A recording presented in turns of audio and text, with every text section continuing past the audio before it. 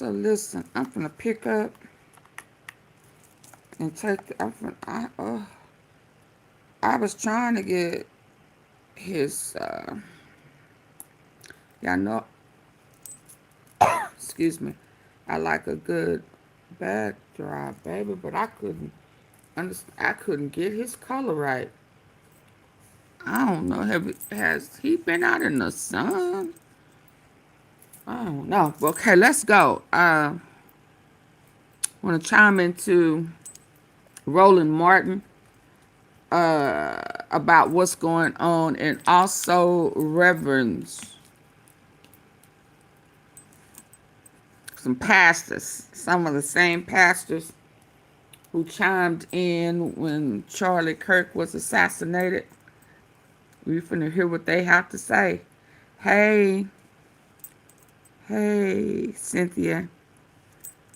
I'm giving people a chance to come in and hit the like button because time is going to be of the essence. Hey, Dorothy, back, Sister Professor. I need to get some honey. Okay, y'all. Y'all know I be always on some kick, right? Trying to get healthy, pure, and organic. So, this what I've added this to my regiment.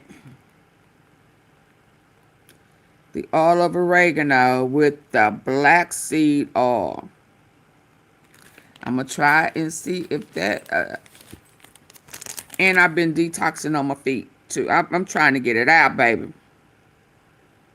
I'm trying to get it out. So, let me go get some honey. Come in, hitting the like button. Get some tea.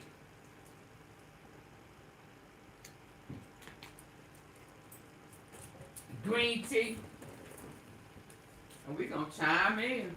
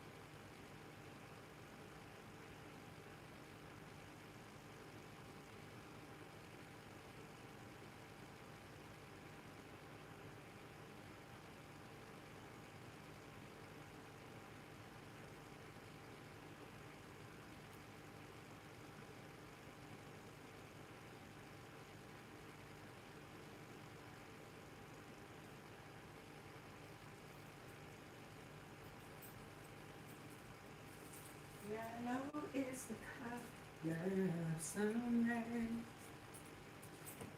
Okay, y'all ready? Hello, hello. Let's go. What did I do?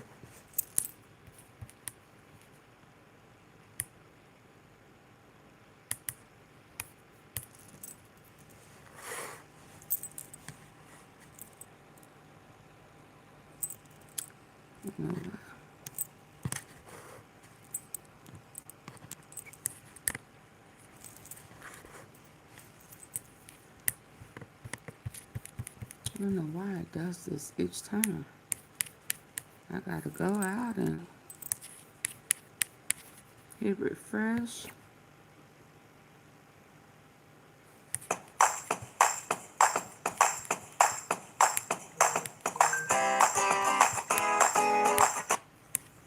Donald Trump promised no new wars. That's a lie. Donald Trump promised that America was going to be focused on America. That's also a lie. All they The do is lie, actions this lie, lie. weekend in Venezuela make it perfectly clear exactly what the right-wing MAGA person is trying to do. In fact, MAGA is thrilled about what took place as the United States stormed Venezuela, sent in special forces, arrested its president and his wife, charged him with drug trafficking. And today, in a New York courtroom, Nicolas Maduro, the president of Venezuela, appeared along with his wife before a federal judge. He pled not guilty to charges, making it perfectly clear that he is not guilty. The charges include him and associates conspiring with narco-terrorists to ship thousands of tons of cocaine into the United States. Now, Trump says the U.S. is now in charge in Venezuela. It claims Secretary of State Marco Rubio sought to temper on Capitol Hill, saying the administration is aiming for a democratic transition in the Latin American country. But Trump has made it clear they want to run the country. Protests have been taking place worldwide. Uncertainty mounts over what comes next. And of course, Venezuela's acting president, Delcy Rodriguez, called for an agenda of cooperation with the United States. Now, Trump says the U.S. is now in charge in Venezuela. It claims Secretary of State Marco Rubio sought to temper on Capitol Hill, saying the administration is aiming for a democratic transition in the Latin American country. But Trump has made it clear they want to run the country. Protests have been taking place worldwide. Uncertainty mounts over what comes next. And of course, Venezuela's acting president, Delcy Rodriguez, called for an agenda of cooperation with the United States, which is different than what she was saying just 2 days ago. California Congressman Jimmy Gomez joins us right now on Roland Martin Unfiltered. Congressman, glad to have you here. Shout out to Roland here's Martin. what we know. First and foremost, Donald Trump made no effort at all to alert the Big Eight, or the Group of Eight, on Capitol Hill. Now, apparently he was talking to Republicans, not talking to Democrats. He's decided he can do whatever he wants. He doesn't need to talk to Congress. He needs no authorization. And so his whole deal is, what the hell? I'll do it to Venezuela, and I'll do it to Colombia. I'll do it to Cuba. I'll do whatever it is I want to do. No, that's absolutely what occurred. Donald Trump is engaging in a foreign policy that he believes should not be bound by the rules of law. He doesn't believe it should be bound by Congress, and he can do whatever he wants whenever he wants. That's why this whole situation smells and stinks to high heaven, because every time he tried to come up with the fact pattern that says, hey, this is why we're doing it, it changes. At first, it was about drugs. Remember, he was saying it's all about drugs and these speedboats, and that they're narco-terrorists, and that Maduro is directing Tren de Agua in the United States, and that's why they were going to use the Alien and Enemies Act, the Alien Enemies Act, to deport Venezuelans back to Venezuela. But then all of a sudden they invade and take Maduro out, and now it's not just about Maduro being a drug trafficker, it's about the oil, it's about making sure that we have access to minerals, making sure so maybe that I missed the it. United States controls First it was about law. He doesn't believe it should be bound by Congress, and he can do whatever he wants. See that he believes should not be bound by the rules of law. He doesn't believe it should be bound by Congress, and he can do whatever he wants whenever he wants. That's why this whole situation smells and stinks to high heaven, because every time he tried to come up with the fact pattern that says, hey, this is why we're doing it, it changes. At first, it was about drugs. Remember, he was saying it's all about drugs and these speedboats, and that they're narco-terrorists, and that Maduro is directing Tren de Agua in the United States, and that's why they were going to use the Alien and Enemies Act, the Alien Enemies Act, to deport Venezuelans back to Venezuela. But then all of a sudden they invade and take Maduro out, and now it's not just about Maduro being a drug trafficker, it's about the oil, it's about making sure that we have access to minerals, making sure that the United States controls that country. So that's the whole thing, is that he's trying to find legal justifications for his actions based on facts that are not necessarily there. So that's why people have to have Congress involved, because Congress is where the people it changes. At first, it was about drugs. Remember, he was saying it's all about drugs and these speedboats and that they're narco terrorists, and that Maduro is directing Tren de Agua in the United States. And that's why they were going to use the Alien Enemies Act, to deport Venezuelans back to Venezuela. But then all of a sudden they invade and take Maduro out, and now it's not just about Maduro being a drug trafficker. It's about the oil. It's about making sure that we have access to minerals, making sure that the United States controls that country. So that's the whole thing, is that he's trying to find legal justifications for his actions based on facts that are not necessarily there. So that's why people have to have Congress involved, because Congress is where the people's real representatives are, and we make decisions on the fact that he's sending men and women in uniform that are not Republican or Democrat, but they're Americans into harm's way. But he doesn't seem to care about that. He doesn't care about the facts, and he doesn't care about the consequence of his actions. Now, let's be clear. I don't know of anybody who says, sure, go right ahead, bring drugs into the United States. But this is where it gets confusing. So now all of a sudden, Trump and Rubio are concerned about drugs when Donald Trump literally last month pardoned the former president of Honduras, who not only was indicted, he was convicted in a federal courtroom, sentenced to 45 years in prison in the White House. But he goes, well, the Department of Justice treated a man named Trump so badly. They treated this man so badly. And so how can you all of a sudden say you care about drugs and a Latin American country, but you let that Honduran president off? You can't. That's why it's complete bullshit, because he's trying to justify his actions. He's saying it's about drugs, but he lets off the Honduran president. He says that they're treated poorly. That's his excuse. But we know that that's not true. He was convicted in a court of law. But then remember, he was saying that it was these speedboats bringing up fentanyl. And then when that excuse fell apart, because most fentanyl enters the United States at ports of entry carried by American citizens, not foreigners, by American citizens, then he switched and said it's about the cocaine. And in order to dry up the money, because cocaine is the main money maker for any of these cartels. However, most cocaine doesn't enter through the Caribbean. So he was lying to the American people from the get-go that it was about drugs. He had an objective.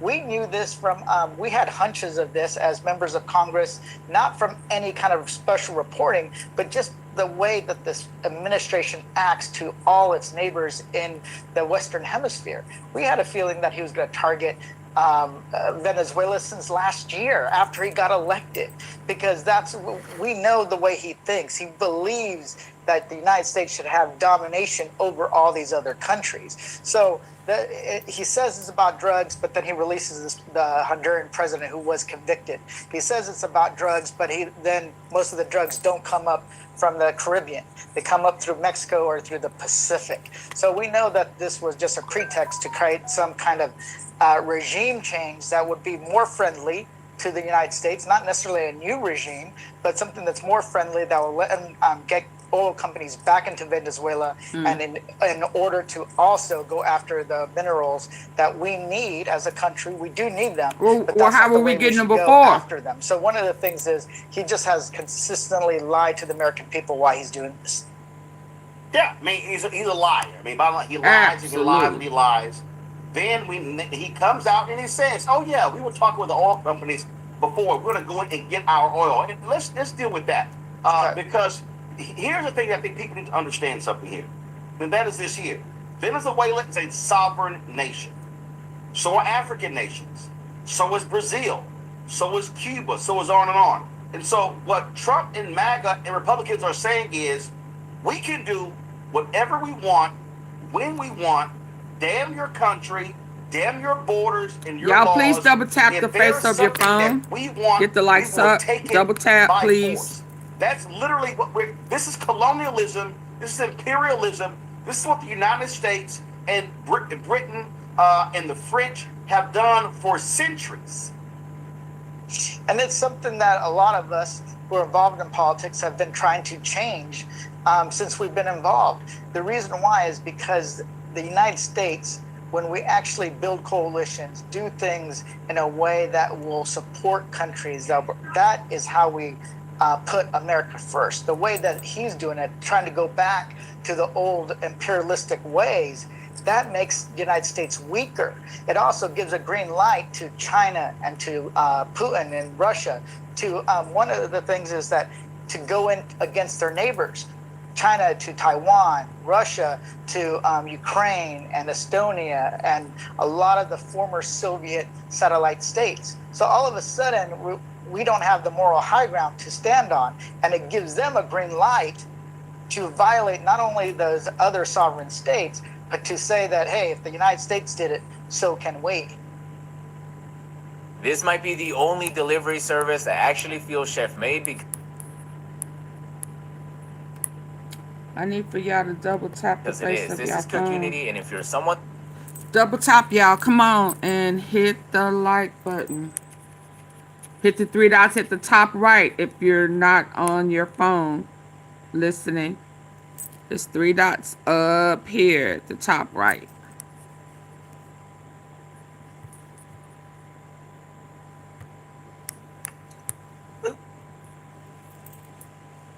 Come on, hit the like button, please.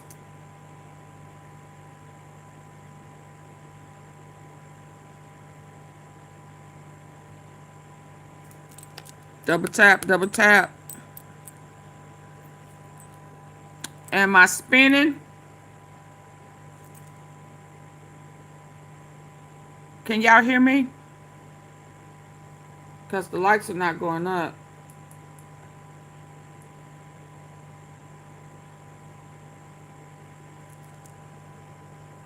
Maybe I'm spinning.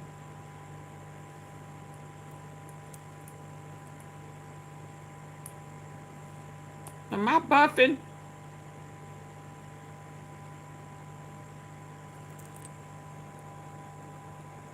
I'm buffing. Okay. No, okay. Where everybody at? Come out the clouds, precious people, and double tap the face of the screen. Where we at? The thing that gets me is this here. What the hell are your Republican colleagues saying? I mean, and a lot of the former Soviet satellite Cycle. states. So all of a sudden, we don't have the moral high ground to stand on, and it gives them a green light to violate, not only makes the United States weaker, it also gives a green light to China and to Putin and Russia. One of the things is that to go in against their neighbors. China to Taiwan, Russia to Ukraine and Estonia, and a lot of the former Soviet satellite states. So all of a sudden, we don't have the moral high ground to stand on, and it gives them a green light to violate not only those other sovereign states, but to say that, hey, if the United States did it, so can we. The thing that gets me is this here. What the hell are your Republican colleagues saying? I mean, surely these people will be yelling, howling, screaming. If Biden or Obama just said, to hell with Congress, I'm going to do what I want to do. And they're just kind of like, okay, go right ahead. We support it. It's great. It's wonderful. We're just going to sit here and take a back seat. I mean, are they saying one thing privately and something else publicly? Not that I've heard of, and that's because a lot of these folks just fall straight in line when it comes to Donald Trump and when it comes to whatever he wants. They forget that they're members of Congress. They forget that they're actually on an independent branch of government. So they don't actually say something different. And that's the scary part, because a lot of them do have these kind of tendencies. What they need to understand is that this is not just about, Maduro. This is not just about Venezuela. It's about how do we make the United States safer? How do we make it more prosperous? Because that's what the Americans care about. Remember, Donald Trump said no more foreign wars. He's going to be the most transparent president in U.S. history. That he was going to make sure that he was going to put America first. But everything that Donald Trump has done against his own base is, one, put foreign countries first, make it all about the billionaires, make it all about people that are well connected at the expense of the working class. So the Republicans should care, but they absolutely don't. And they're not saying anything separate to me, especially I serve on the Ways and Means Committee, but also on the House Intelligence Committee. They haven't expressed any concern. And that's the shocking part, because they should be concerned, because they're getting cut out of the process. And that's why I think you have like Marjorie Taylor Greene, who is most of the time out of her mind, but she even said, I'm done with Donald Trump because I'm not here just to rubber stamp whatever he wants. So that's one of the issues, is that's what Republicans do. And that's when they do that, our system of government does not work by any means. All right, so the question Hey, a trucker's wife. Okay, fine. Hey, What's hey, next? hey. What can Democrats do? You don't control the House. You don't control the Senate. Donald Trump doesn't even give a damn about talking to Republicans. And the Republicans are trying to frame this as, oh, look at the Democrats. They're trying to protect and coddle a drug-dealing Venezuelan president. How do y'all respond? What do you say to the public? Well, one of the things that Maduro was a dictator. He stole an election in 2024, we know that a lot of the Venezuelan people are happy that he's gone. What about Israel and the genocide? I mean, if we going to other people's country trying to regulate some shit, I mean, what are we doing?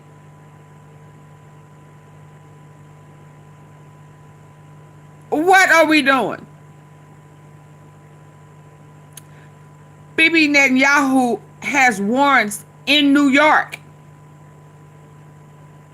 He has come to the U.S. 2-3 times here recently. He was at the White House not too long ago. Was he arrested?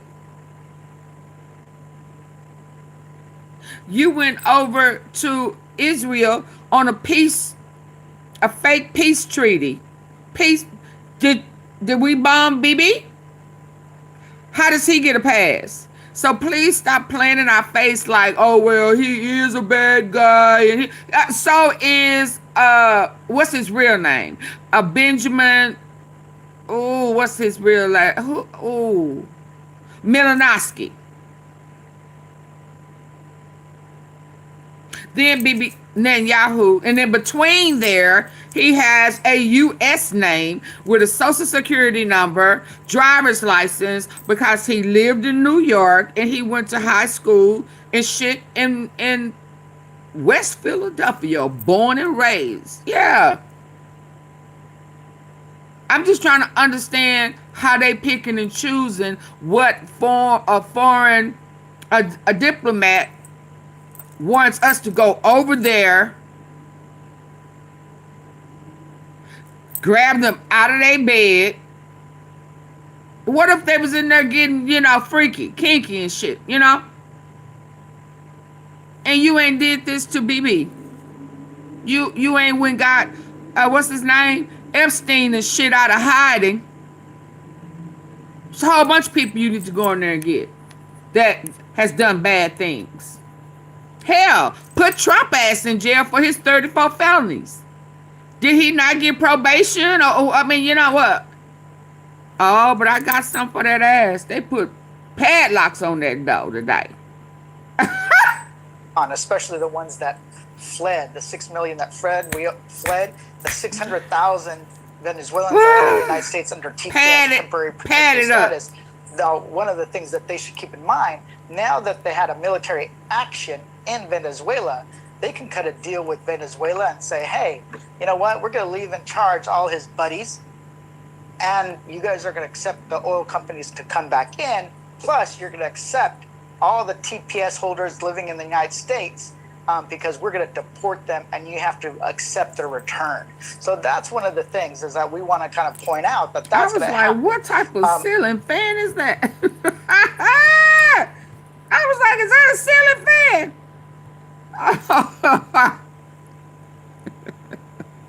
Come on now, talk. In 2024, we know that a lot of the Venezuelan people are happy that he's gone, especially the ones that fled. Can somebody come get Trump? Hold up. I don't think that's fair. If we make them happy, can they send somebody over here to get Trump so we can be happy? I mean, right? Can we share the happiness? Because he's done some very bad things. Can we swap that out? Exchange a favor for favor? They happy, make us happy. They come yank his ass out. Hell, I'm sure you'll find him in the nursing room, somebody changing his shitty ass diaper. Always got some shit, green like shit running down the side of his leg. That's where you'll find him. He won't be in the bed with his wife. Yeah, he'll be in the changing room. Let's go. The United States under TPS, temporary protected status. Now, one of the things that they should keep in mind, now that they had a military action in Venezuela, they can cut a deal with Venezuela and say, hey, you know what? We're going to leave in charge all his buddies, and you guys are going to accept the oil companies to come back in. Plus, you're going to accept all the TPS holders living in the United States, because we're going to deport them, and you have to accept their return. Here we so go. that's one of the things is that we Again, I tried to tell y'all the other boo-boo. Deportation. He is still on deporting people. So now, if y'all can remember, I tried to tell you that some of their problem was Trump wanted to send the people that ICE picked up and threw them anywhere. He wanted to use Venezuela. At some point, they had some agreement. Then something happened, and he started bombing the boats. So I saw the other day where it said the deportation to Venezuela is still on. So Trump didn't do well with old boy telling him no, we don't want them here. Yeah, and he said, oh, the hell? Oh, I got something for you. You don't tell me no. And this is what is happening. Let's go. On top of all the other stuff. He finna start deporting. He back on that shit. Let's go. You know what? We're going to leave in charge all his buddies, and you guys are going to accept the oil companies to come back in. Plus, you're going to accept all the TPS holders living in the United States, because we're going to deport them, and you have to accept their return. So that's one of the things is that we want to kind of point out that that's going to happen. Additionally, we have to have a vote on a war powers resolution, or have Congress vote on authorization to have military action and also conflict in Venezuela. Because one of the things we want to make sure that the American people know, that the Republicans own the mess that will be caused if everything goes sideways, because that's what's about. They're going to try to say that they didn't know about it. They're not going to take ownership. They're going to lie. They're going to lie. He going to lie. And them Kool-Aid drinking ass dum-dums are going to run with what he told them. Because they're going to believe it.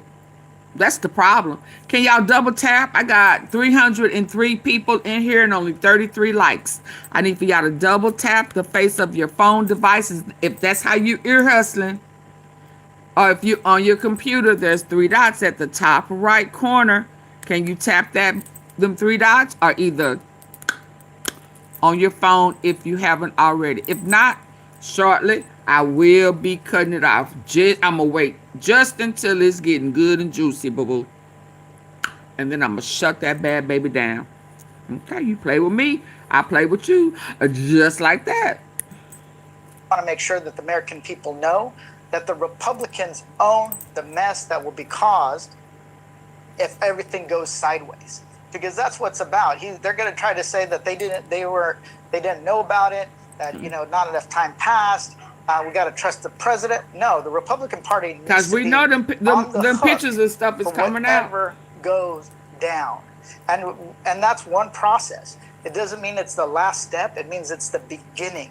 And if Donald Trump thinks he's going to be able to get a free pass if the Democrats take the majority in 2026, he's sadly mistaken.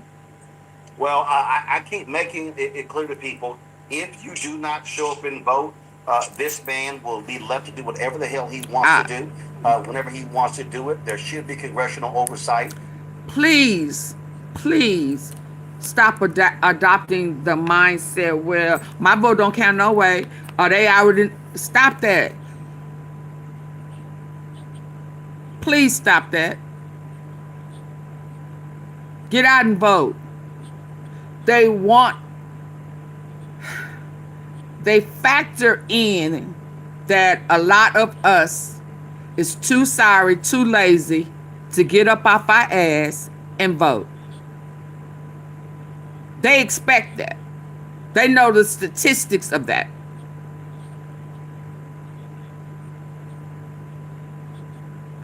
We got to get up off our butts. No excuses. Stop finding excuses. And vote. Period. We got to. Because the one thing is for sure, people were under the assumption that it whatever he get in there, they want him in there. It ain't gonna affect us. Oh yeah, but this time it did. It's affecting, and it's about to get worse. And if you think you're okay, then what about your kids? Because truth be told, they have a thing for the kids. And if they are building or plan on rebuilding and building hotels and casinos, and they're going to have brothels. And their brothels are going to be housed with kids, missing kids that have been deported. And we know in this short period of time that they will grab you and make you an immigrant even when you are a U.S. citizen. So we got to stop being lazy and stop playing, stop assuming that it's not going to affect you. Because making America great again does not include the darker shades of the 50 Shades of Brown. The only thing that they have factored that shade is free labor. Let's be clear. For whatever Hey, goes Jacob. down. And that's one process. It doesn't mean it's the last step. It means it's the ones being beginning. deported And if Donald now Trump thinks he's is going to the be able to get a free Somalis. pass if the Democrats They said take they're not the black. majority in 2026, he's He know sadly they mistaken. black. Well, I Let can't. me say this. A trucker's wife. From what I have observed, they know they black.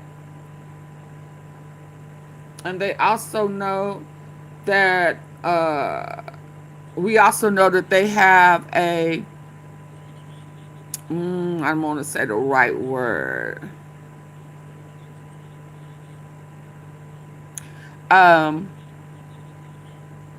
Biblically, the darker shades of the 50 Shades of Gray. I mean, so let me say this. They know that they are black.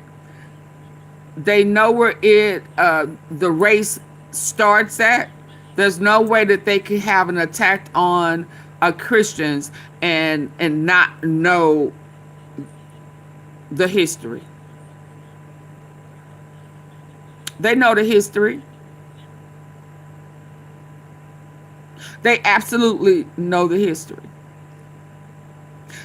Now, excuse me. Now that there's a rift with the Jews and Christianity, and they are now non-believers, they want everybody to go to hell. And they are mad at the Somalis. But they know that they are black. So there are other countries that are immigrants, so to say, starting with his family. Why not send them back? They don't like blacks. I'm sorry. The darker shades of the 50 Shades of Brown. They just don't like them. And I think it's because we chosen, and they know it. That's why else would they be hell bent on whitewashing to switch the royalty, to switch the chosen around. All of this is orchestrated on purpose, intentional. So I think they know. And I think it's horrible that less than a month ago he was telling them that they useless. There's nothing I can get from you.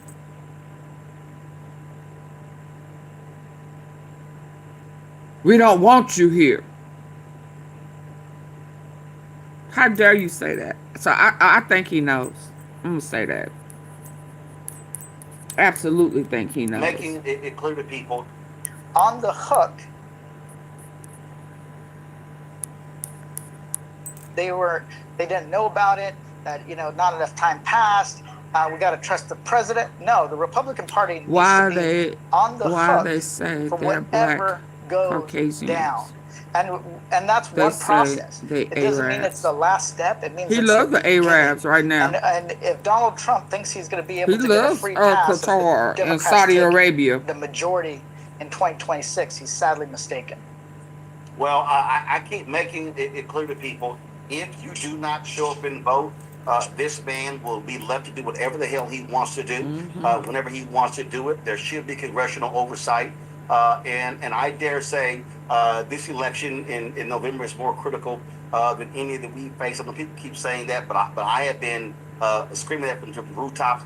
I mean, this man was talking about invading Mexico. The Supreme Court has said, he pretty much has immunity to do whatever he wants to do. They give him the green light. And so the thug in chief is literally focused on saying, I will invade, I will overthrow, I will use this military. He's got that idiot Pete Hegseth in charge, as Secretary of Defense. And frankly, what they're going to do is they weeded out so many generals and other people who oppose their efforts. And so I wouldn't be surprised if they are already planning attacks on other countries to do you can't see the title?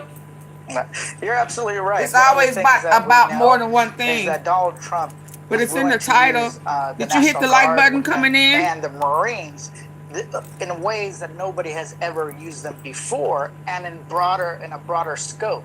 So when they started with the ICE raids in LA, especially sending the National Guard and the Marines, I warned people this is going to spread. And this is not just about ICE raids. This is about normalizing military troops in our cities. So if all of a sudden he says that the elections were stolen and that we're at war with somebody, to justify being able to send troops into the blue states or the blue cities in the red states to control the population. This is about lowering everybody's guard. And why that's dangerous, because what happens if all of a sudden there's a disputed elections during the presidential election in 2028? Thank you, Precious. State sets multiple, 2 or more slate of electors, and then all of a sudden nobody gets 270 electoral college votes. Then all of a sudden the election gets kicked to the House of Representatives. It becomes one state, one vote. There are more Republican states than Democratic states. They win without ever firing a shot. So we're playing for keeps. This is not a joke. So this next election is serious. We got to win this election so that we hold the gavel. Hakeem Jeffries is the one determining what electors are sat or not. So this is what it's about. It's about 2028, making sure that we can control the process. What do you mean they're machines? Then Donald Trump, even from his grave, will make sure that the Democrats don't have another president for another 10 to 15 years. That was his plan. 2 or more slate of electors, and then all of a sudden nobody gets 270 electoral college votes. Then all of a sudden the election gets kicked to the House of Representatives. It becomes one state, one vote. There are more Republican states than Democratic states. They win without ever firing a shot. So we're playing for keeps. This is not a joke. So this next election is serious. We got to win this election so that we hold the gavel. Hakeem Jeffries is the one determining what electors are sat or not. So this is what it's about. It's about 2028, making sure that we can control the process. Because if we don't, then Donald Trump, even from his grave, will make sure that the Democrats don't have another president for another 10 to 15 years. Absolutely, Congressman Jimmy Gomez. We appreciate you joining us on the show. This is going to be an ongoing issue, so you're certainly welcome to come back anytime. Thanks a lot. Okay, so we go from Congress to church. Y'all ready to go to church? I think he just repeats himself. Who repeats himself? Lisa.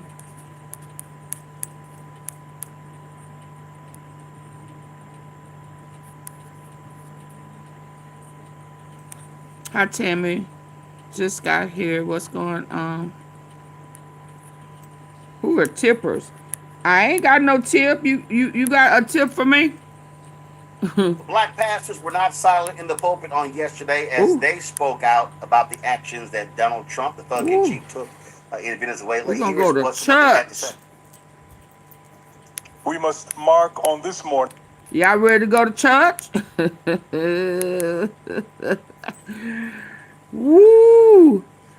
This is what happened when Charlie Kirk was unalive, assassinated. Y'all ready to go to church? Double tap the face of the phone. That if you're listening in on that device, hit the three dots at the top right corner. Here we go. Let's go to. Maybe you. Let's sit you. I just can't understand why you so. Whew. Okay, let's go. Black pastors were not silent in the pulpit on yesterday as they spoke out about the actions that Donald Trump, the thug-in-chief, took in The Venezuela. thug-in-chief. What some of them had to Thank say. you, Naturally, Norlands. The We thug. must mark on this morning. I'm sorry, y'all. The Black pastors thug-in-chief. were not silent in the pulpit on yesterday as they spoke out about the actions that Donald Trump, the thug-in-chief, took in Venezuela. The Here's what some of them thug-in-chief. had to say. Let's go. We must mark on this morning the fact that on Saturday, a criminal regime Well, invaded a sovereign nation. We must be clear that invading sovereign nations is the business of America. That the founding of America is the invasion of sovereign nations, the pillaging of nations, and people say we've never done this before. No, you remember Manuel Noriega? Panama, Haiti, Cuba. The list goes on and on and on. And I need us to be very clear. Was it America a has war? not changed. Or- They are invading because of nothing other than greed and Okay. avarice. okay.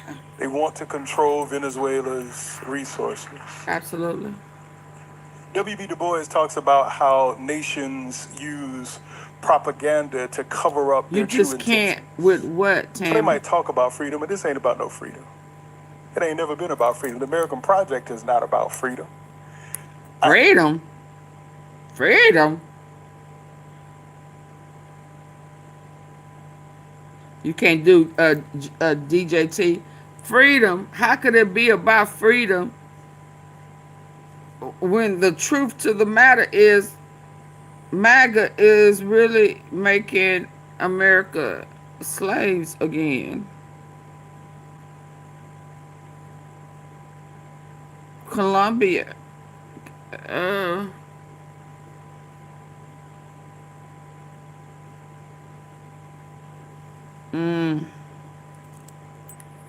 It ain't a war on drugs. It's a war on all, Lisa. This is about all.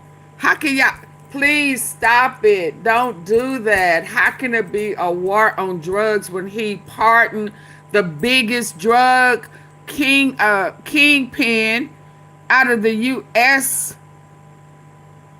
prison system? So how can it really be about drugs when he pardoned? a foreigner, an immigrant, drug dealer, kingpin.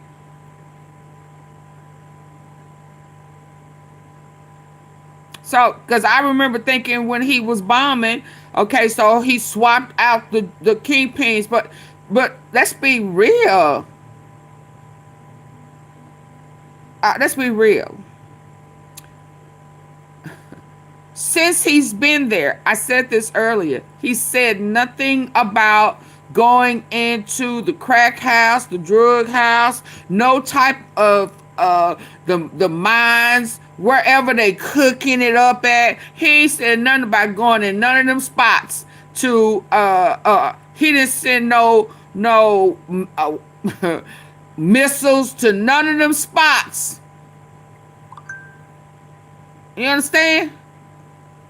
But he has 2 days, 1 day in, he's saying we ready to go in and run that all. But what about the drugs?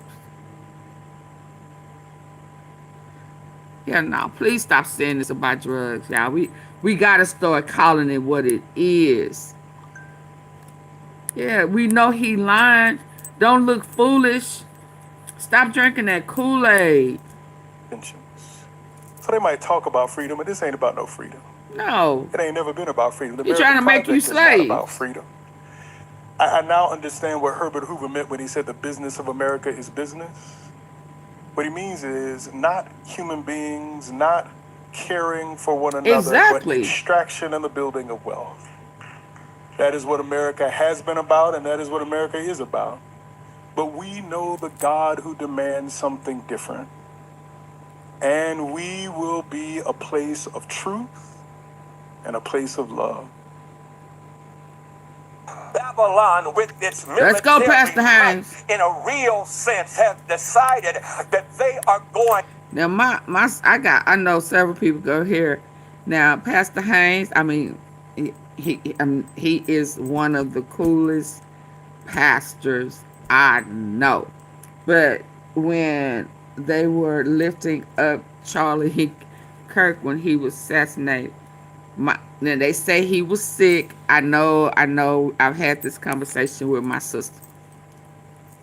But baby, I think he was asked to go home and take a because the day he preached and he said, I know I got some dignitaries in here today, but I hope they told you about me.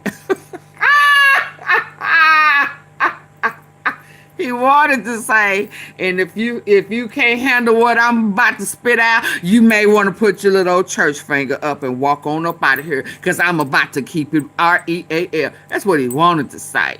He was trying to be politically astute. And I think at one point he told him, don't come back up in here telling me nothing about some, because I'm gonna read you your rights. And then the next day, it was all in the paper and on the news that he was taking a medical break. I said, shit. Them church donors said, oh my God, did you hear what he said? Oh, Haynes, you can't do that. Yeah. My sister said, no, he's sick. I said, oh, what? Let's hear him now. Let's go, Pastor Haynes. Let's go. He wanted, look at it. Look at his stance. Look at it. Look at it. Look at his hands. He cool though. He too cool for school. He came out on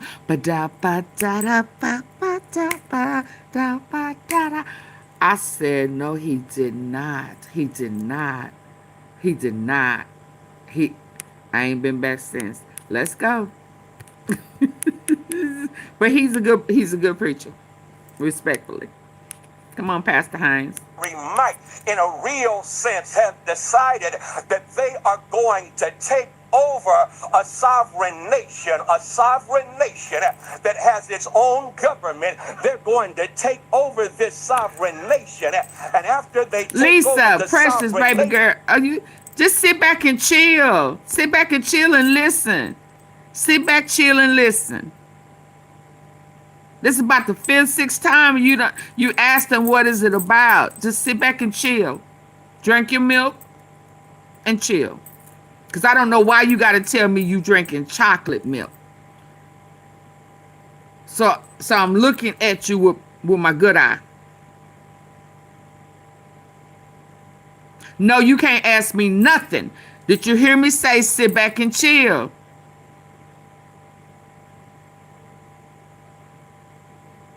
I'm looking at you with my good eye. Because again, I'm going to say, I don't know why you have to tell me you drinking chocolate milk. Hell, all y'all got chocolate in you. Y'all came from us. We didn't come from you. So let's be clear, Miss Lisa. I didn't ask you what you know what, Lisa? Peace. Peace and hair grease, baby. Mm-mm. Mm-mm.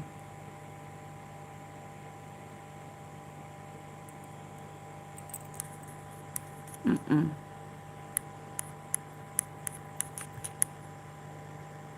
Mm-mm. Okay, let's go. I don't even know what that came its from. own government. They're going to take over this sovereign nation. And after they take over a sovereign nation, a sovereign nation that has its own government, sovereign nation I guess that she has was its own government, they're going to take over this sovereign nation. That has its own government. They're going to take over this sovereign nation. And after they take over the sovereign nation, then they decide, I'm going to run it. Now, I got to park right there because that has never worked out. United States of America. As a matter of fact, I'm old enough. Y'all too young to know. But we tried to run Panama. We tried to run Iraq. We tried to run Afghanistan. Every time we try to run another country that is sovereign and independent because of our agenda of greed and snatching oil. She wanted me to go there with her. Of taking over with an imperialistic mindset. It always results in chaos for that country. It always results in death. Did y'all see the mess yesterday? I'm sorry, it was too much blackness. You know, it started with black and we was going into another one. Yeah. I peeped that. So she told me she was drinking chocolate milk.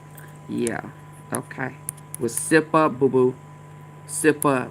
Yeah. Then they decide, I'm going to run it. Now, I got to park right there because that has never worked out. United States of America. As a matter of fact, I'm old enough. Y'all too young to know. But we tried to run Panama. We tried to run Iraq. We tried to run Afghanistan.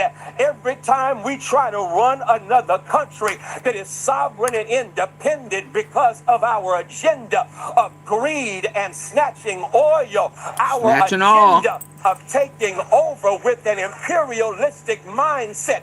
It always results in chaos for that country. It always results in death. Did y'all see the mess yesterday where a press conference was held in Mar-a-Lago and they are bragging about how swift and sweet the kidnapping was of another nation's leader? Now, to be sure, he's a thug, he's a lowlife, but he's their thug and their lowlife. And we really can't talk about somebody else's leader being a thug and a lowlife when I stopped it too soon. Mindset. It always results Let's in go, chaos Pastor for Haynes. that country. It always results in death. Did y'all see the mess yesterday where a press conference was held in Mar-a-Lago and they are bragging about how swift and sweet the kidnapping was of another nation's leader? Now, to be sure, he's a thug, he's a lowlife, but he's their thug and their lowlife. Let's go. And we really can't talk about somebody else's leader being a thug and a lowlife when our own president got convicted on 34 counts. You talk about the supreme thug. Let's go. Let's go. Hey, y'all. He's arrested, and they're talking about him because he allegedly is drug trafficking. Now, you gave a pardon and release. We cannot bypass that. Someone who had been convicted of drug trafficking, but somehow this one is someone that you are going to have tried and convicted. I got a part right there. I think the difference is oil. I think that's what he said, did he not? That's We're what he going said. to take our oil back. Did y'all hear that nonsense? How you gonna take back oil on another country's property and declare it's yours? I'm just trying to let you know that, my sisters and brothers, that's what's happening. That's what's happening. All right, Pastor saying what needs to be said. Hello, I'm Isaac Hayes III, founder and... Oh my. Oh my. He said he just want to let you know that that's what's happening, just in case you missed it. My. Hello. For y'all who wasn't here earlier today, I know, brother with the beard. Auntie Fee wants to say thank you for helping me reach 30 million views. 30 million views. Thank you, Naturally Nolans. I want to celebrate that with you because I could not make it without you. So thank you. Let me give y'all a round of applause for helping me make it there. You are so greatly appreciated. I want y'all to all know that. I go hard. It don't look like I do, but y'all know I do, because sometimes I take y'all with me. So thank you so very much. Let's move on. I'll take you with me on the research tour. Let me see what I got lined up next. Oh yeah, I need to go ahead. Looking at these likes, that's very low. I need to go ahead and merge on over. Y'all say y'all them likes. No. Yeah. I'm gonna stop fussing, cause I do greatly appreciate y'all. Hold on. Which other one? Wait a minute. It was another one. Oh yeah, I need to go here. So y'all remember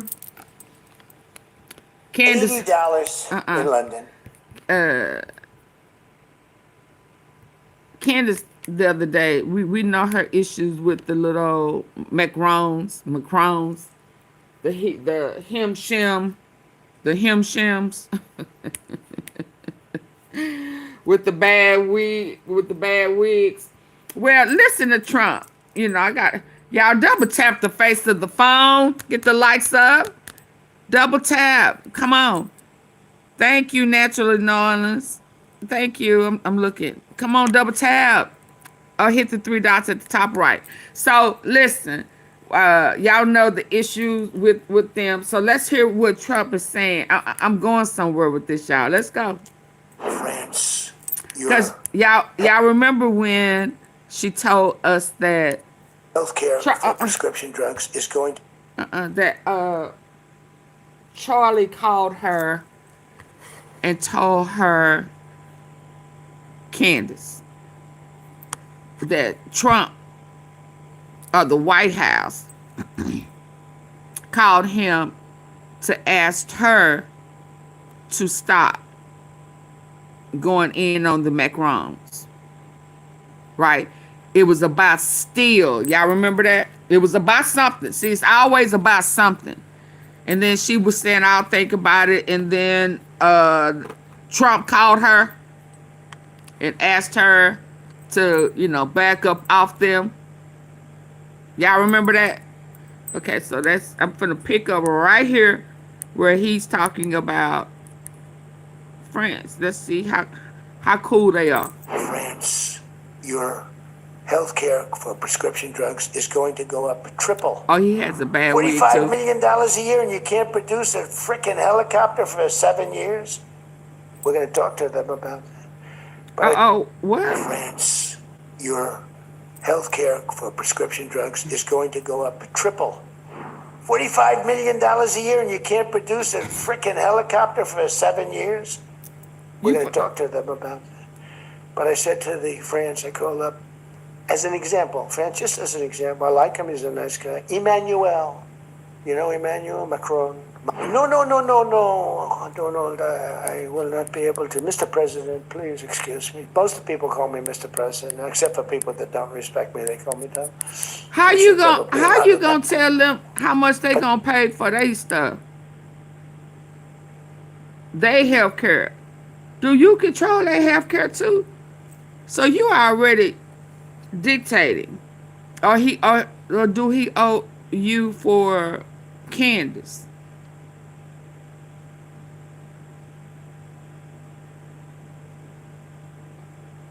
So y'all back into that blackmailing stuff. Okay, well, carry on. Donald, I will not be able to. Mr. President, please excuse me. Most people call me Mr. President, except for Emmanuel. My God, I call you shitty. You know Emmanuel Macron? No, Donald, I will not be able to. Mr. President, please excuse me. Most people call me Mr. President, except for people that don't respect me, they call me that, which are probably a lot of them too. But they said, no. Putin calls me Mr. President. Emmanuel goes, no. We will not do that. Yes, you will, Emmanuel, 100%, because I was told they wouldn't do it. And this is, you can take Emmanuel and add up Hans, you can add up Ludwig, you can add every name in the book. It's all the same. So he said, no. Oh, yeah, you will, because he said he won't. No. Putin calls me Mr. President. Emmanuel goes, no. We will not do that. Yes, you will, Emmanuel, 100%, because I was told they wouldn't do it. And this is, you can take Emmanuel and add up Hans, you can add up Ludwig, you can add every name in the book. It's all the same. The answer is no. They said that. Trump is right about it. I have been right about everything. Got to keep it going. Is there wood up here? Hold it. You got to knock on wood. I always like this, just in case. Trump was right about everything. They said, so you're going to do it, Emmanuel? No, I'm not. He said, okay, here's the story, Emmanuel. If on Monday you haven't agreed to every single thing that we want, I'm putting a 25% tariff on everything coming out of France, including your wines, your champagnes, and everything else. No, you cannot do that. Let me just finish up, because I weave. I love to weave. If you ever weave and don't come back to the point, then that's a problem. Then you say, but when you weave and you go here and boom, always coming back, then you're in good shape. But what's happening is by doing what I did, we're getting numbers that are so low. But what did I do to the countries? I said, France, your health care for prescription drugs is going to go up triple. It's going from $10 a pill, just as an example. I called it the fat drug. You could say the fat drug, Ozempic. Ozempic is $80 in London, and it's $1,300 in New York. The fat drug. A friend of mine called me up. He said, what the hell is going on? A very rich guy, but I said, the fat drug doesn't work on you. Why are you even taking it? The drug has failed miserably, but he's a very loud, boisterous. He's not a bad guy, not a great guy. Smart as hell. But he's a very rich guy. I need to hear what he's saying. This man is crazy. So you trying to...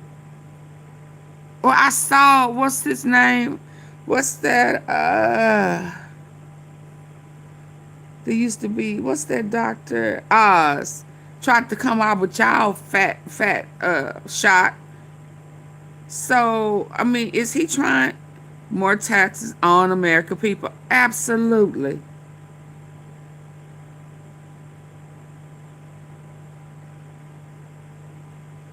Well, how are they getting theirs for 80? But it's just blowing my mind. This man, what is he doing? No matter.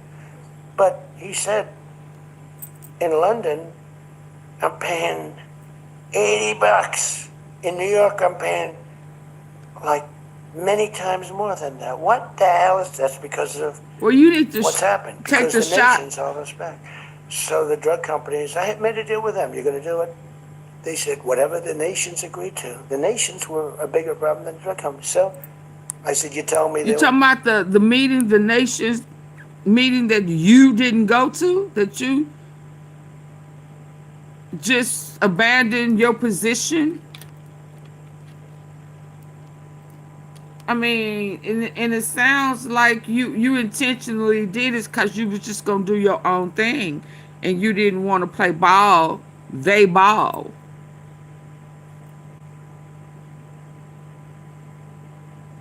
Okay, bye, Tammy.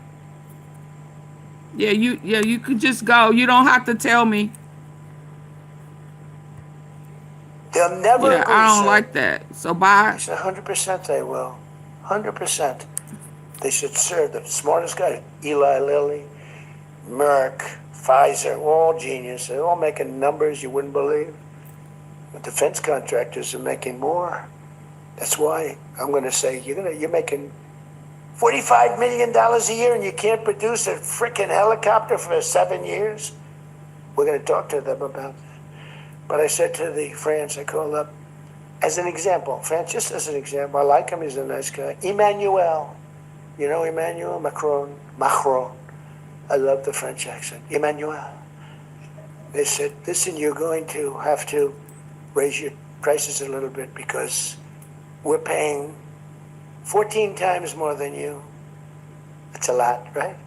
We're paying numbers. In other words, we're making up for all of this deficit. No, Donald, I will not be able to. Mr. President, please excuse me. Most people call me Mr. President, except for people that don't respect me, they call me that, which are probably a lot of them too. But they said, no. Putin calls me Mr. President. Oh, is it starting over? She calls me Mr. President. Emmanuel, very nice. Some were rude. But they all said one thing, no, we won't. And Okay, yeah, he's repeating himself. Okay, well, hold on. Hold on.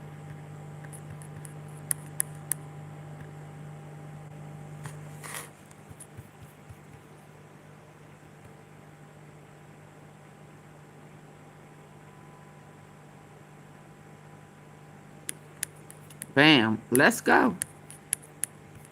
Is Erika Kirk banned from a European country for taking children? Well, so some people are saying on social media. You can see, is Erika Kirk banned from a European country for taking children? Well, so some people are saying on social media. You can see a couple of the posts here.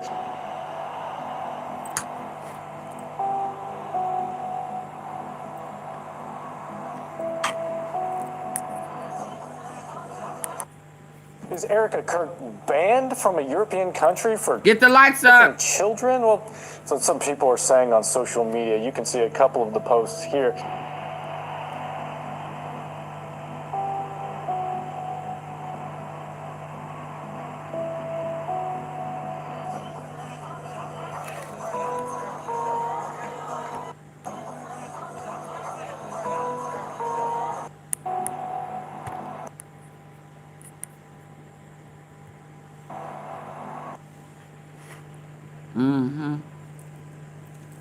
Ooh, what do we call this right here? What do we call this, y'all? What is this? Oh.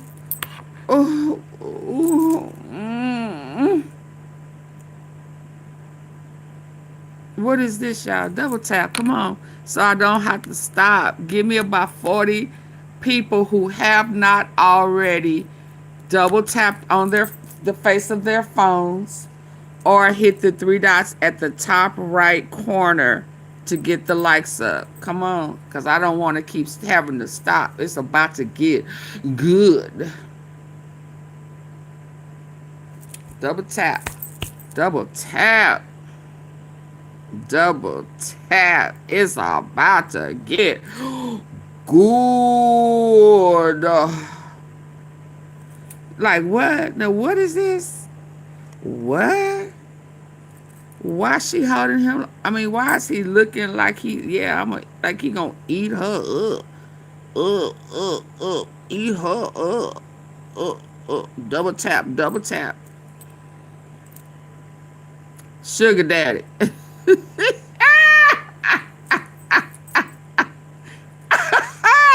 Sugar daddy. Yeah, hey big daddy. Hold me. Hold me. I want to feel you on the inside, beloved. Huh? Double tap, y'all. Come on, come on, come on. Let's go. I want to feel you on the... What am I going to do? Hold me. Hold me. Oh, yes, we're about to go in. And then watch the face he's about to make. He is so creepy. Oh, I know he stinks. Ugh. Ugh. Look, ugh. And she eyes closed. Oh my God. Oh my God. This is so freaking... Ugh. Hey, what did I just... Yeah, we about to go in. Yes, yes, yes, yes. Let's go back to the little kiss. And then after he kissed her, then he raises his hand up like, I'm doing it for you, Charlie. Look out, look, y'all. Look at the embrace. Oh, wow. Oh, hold me. Hold me. Oh. Yeah, I'm gonna work. I'm gonna. Ugh. Can't wait. Ugh.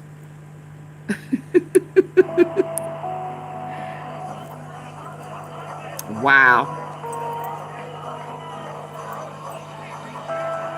We are here today, and we are speaking, and we are not going to stop speaking. Y'all, the new Romanian investigation is literally dragging Erika Kirk's early career into the daylight, and now people are saying her alleged work around Trump's world and the modeling industry might connect her to Epstein's circle in ways nobody wanted to talk about before. And I'm sorry, at this point, it's...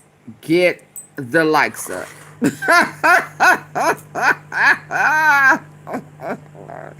I'm not playing with y'all. I told y'all I'm gonna wait just as good as it start getting good, hot and steaming. And I'm gonna shut it down right when you least expect it. Double tap the face of your phone. Dun, dun, dun. Get my likes up real quick, fast, and hurry. It's about to get good. Rub your belly. Rub your belly for me. Look at your neighbors and say, it's about to get good.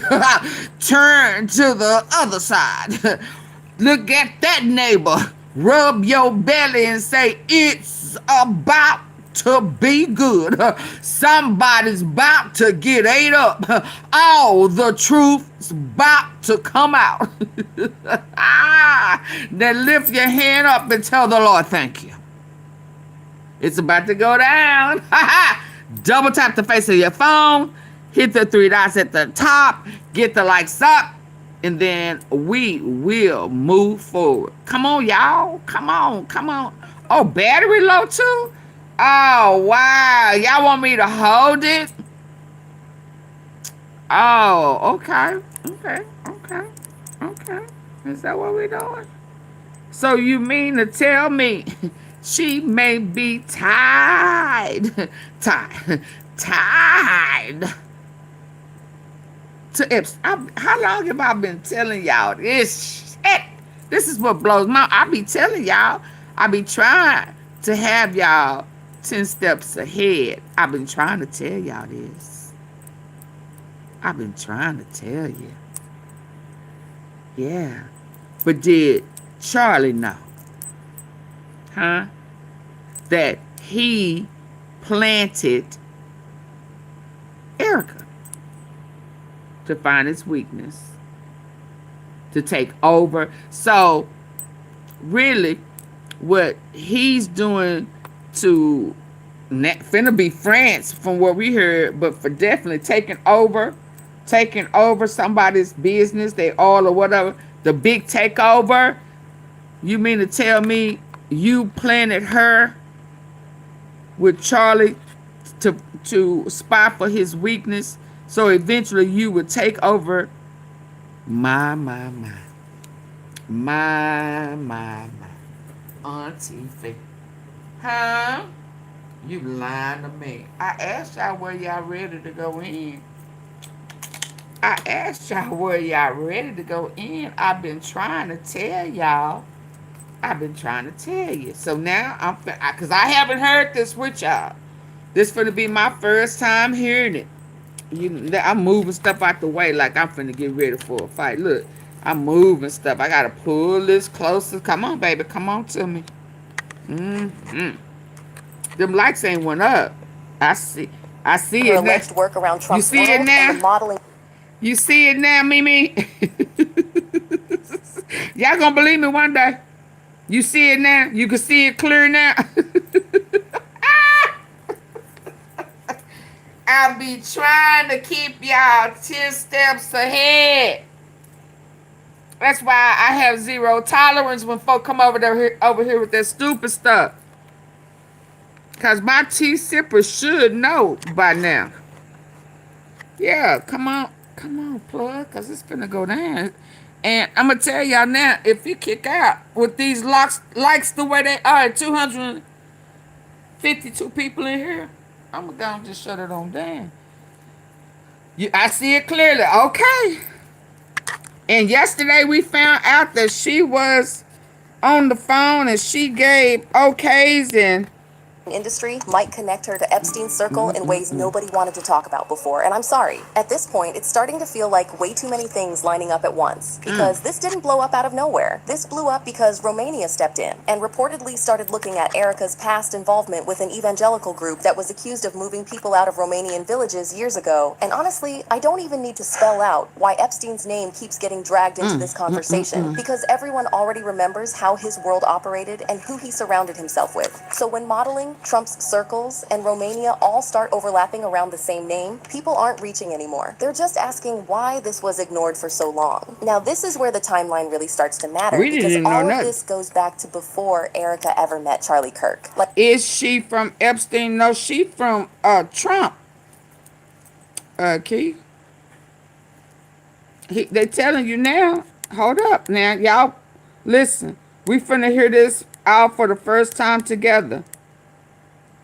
And honestly, I don't even need to spell out why Epstein's name keeps getting dragged into this conversation, because everyone already remembers how his world operated and who he surrounded himself with. So when modeling, Trump's circles, and Romania all start overlapping around the same name, people aren't reaching anymore. They're just asking why this was ignored for so long. Now, this is where the timeline really starts to matter, because all of this goes back to before Erika ever met Charlie Kirk. Like way before the marriage, the politics, the rebrand, she was already in the modeling and pageant world. Back in 2012, Erika, then going by Erika Lane Francevy, represented Arizona at Miss USA. That part is locked in. That's factual. And who owned Miss USA at the time? Donald Trump. That whole pageant system ran straight through his business world. That means your new Miss Arizona USA 2012 is Erika Francevy. So at 17, when she won this, she was already familiar with Donald Trump. Let's be clear. So she was already in their orbit. Her daddy, they cool. Her mom, I think, is in intelligence or military or something like that. So we got to stay woke. I've been trying to tell y'all. Lord. the politics, the rebrand, she was already in the modeling and pageant world. Back in 2012, Erika, then going by Erika Lane Franceville, represented Arizona at Miss USA. That part is locked in. That's factual. And who owned Miss USA at the time? Donald Trump. That whole pageant system ran straight through his business world. That means your new So Miss that means Arizona that during USA. that time when he was going into the dressing rooms and looking at the girls and, you know, all of that, that was this era.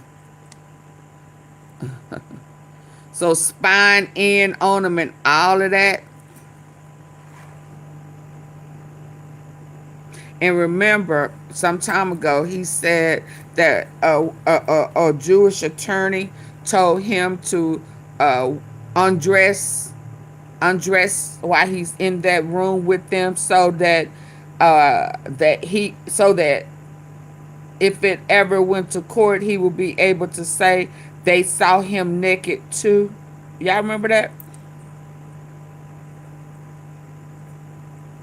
Marguerite, he had to taste.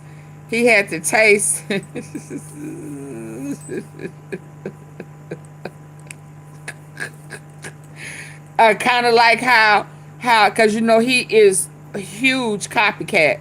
So if Epstein did it to him, you know, with Melania, he had her for 2 years before he sold her, a depreciated woman.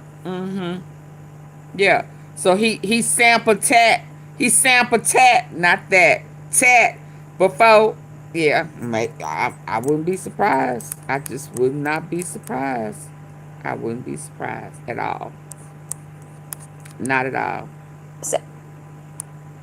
That part is locked in. That's factual. And who owned Miss USA at the time? Donald Trump. That whole pageant system ran straight through his business world. That means your new Miss Arizona USA 2012 is Erika Franceville.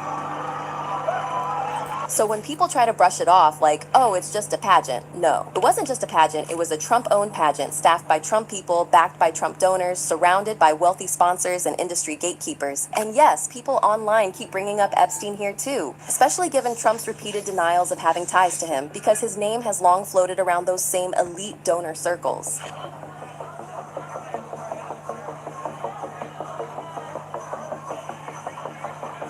Then after the pageant days, Erika reportedly moves into modeling and casting work in New York City. That's straight from her own background info in case you want to look her up. What's missing and what people are stuck on is the details on who she actually worked for in that agency. And when you put all of that next to what we already know about Epstein and the way he moved, yeah, things start getting real uncomfortable real fast. Because Epstein didn't just wake up and magically meet women on the street. That's not how his world worked. It's been reported over and over that modeling agencies and opportunity setups were one of the ways adult women ended up inside his circle in the first place. Right? Jeffrey Epstein started his targeted grooming and manipulation of me as a child when I was in New York City for a school trip. I first came into contact with an assistant of Epstein's while on a high school drama field trip to New York City. I was invited to his home. There, his assistant took a photo of me and then later reached out to me inviting me to Epstein's ranch. Reuters straight up covered the Jean-Luc Brunel situation, a modeling agent. Longtime Epstein ties and years of overlap. So when people hear modeling, casting, she didn't say how old she was, did she? His assistant took a photo of me and then later reached out to me inviting me to Epstein. I was invited to his home. There, his assistant took a photo of me and then later reached out to me inviting me to Epstein's ranch.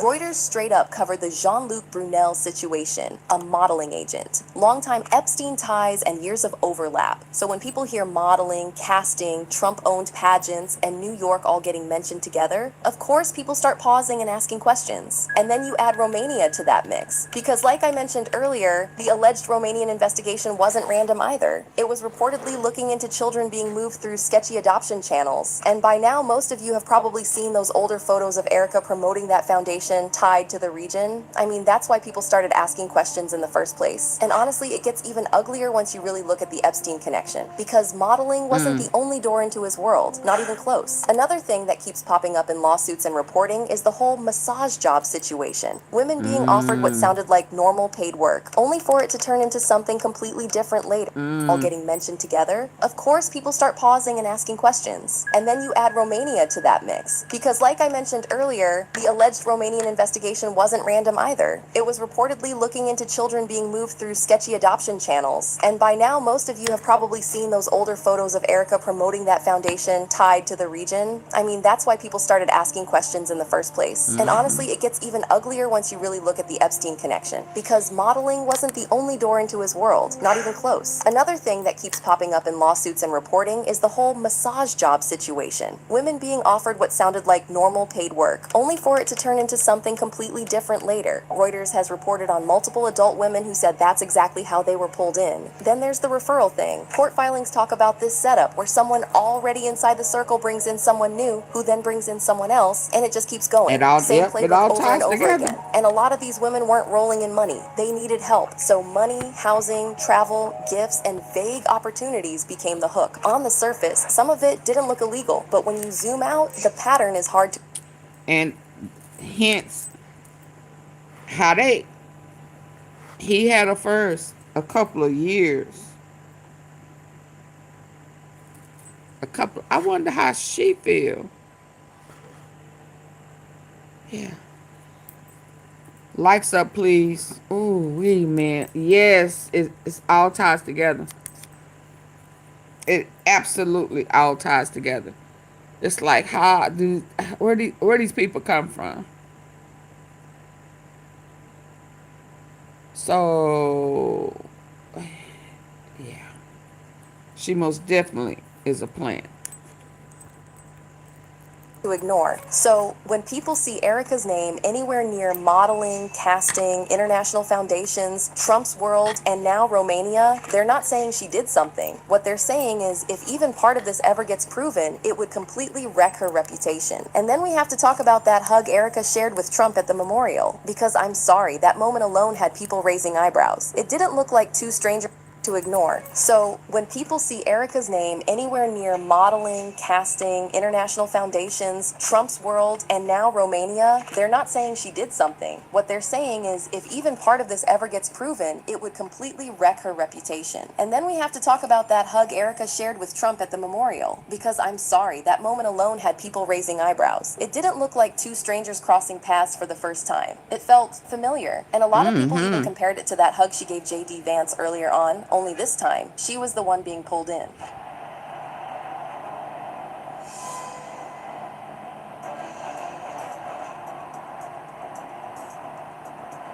And that's when people started asking the uncomfortable question, what if they already knew each other? Because here's the part nobody really wants to say out loud. Charlie Kirk's dad reportedly worked on construction projects tied to Trump years ago. That connection existed before Erika ever entered the picture publicly. So he now knew them people are both. wondering if Charlie's family already had Trump ties long before the marriage, long before the politics, long before everything became so public. Now, you know, once such an idea is out there, the speculation snowballs. Some people online are straight up asking whether Trump could have been the one who introduced Charlie. Let's listen to this. Construction projects tied to Trump years ago. That connection existed before Erika ever entered the picture publicly. So now people are wondering. That's when people started asking the uncomfortable question, what if they already knew each other? Because here's the part nobody really wants to say out loud. Charlie Kirk's dad reportedly worked on construction projects tied to Trump years ago. That connection existed before Erika ever entered the picture publicly. So now people are wondering if Charlie's family already had Trump ties long before the marriage, long before the politics, long before everything became so public. Now, you know, once such an idea is out there, the speculation snowballs. Some people online are straight up asking whether Trump could have been the one who introduced Charlie to Erika in the first place. Not proven yet, of course, just one of those theories that won't go away once people start lining up timelines in social circles. And then, this is where it goes fully conspiracy coded. There are corners of the internet claiming Erika wasn't just Charlie's partner, but his handler, allegedly. Some people say you were actually a Mossad agent sitting in front of me, and you were Charlie's handler, and Israel killed Charlie. Some even go as far as throwing around intelligence agency claims, which honestly don't even fully line up with the whole MAGA branding. But people argue that if anything like that were real, it would have started way before now, not after Charlie became a public figure. Again, none of this is proven. This is all speculation. But what people keep saying is the timing is wild, because right as all of this resurfaces, there's suddenly talk of victims preparing a class action lawsuit tied to trafficking-related claims. And it doesn't stop there. There are reports that some adults who were children at the time are now having their Romanian adoptions looked into again. Oh my God. Charlie's handler. Oh my God. So some of them Romanian kids. Baby, I told you. Listen, that time we tried to go back and find it, and I said, wait a minute. Where'd it go? They done scrubbed. Huh? What happened between 2012? Where did it go? Where any pictures of her pregnant? I mean, where I see 2 babies, but hell, you had an orphanage. And I mean, I don't know how all your pictures of the babies is them they hid from behind. I mean, huh? What's the point of taking pictures with them if can't nobody see the kids?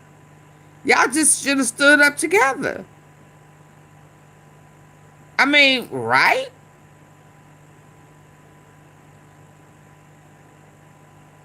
Just a little bit of whitewash. Just a little bit. Just a little bit. Shit. You can't find 20 unless they done brought it back. But I didn't know that she was getting sued. And then somebody was saying it was lies. You AI anything about Romania, they're gonna say there's no proof. Since when?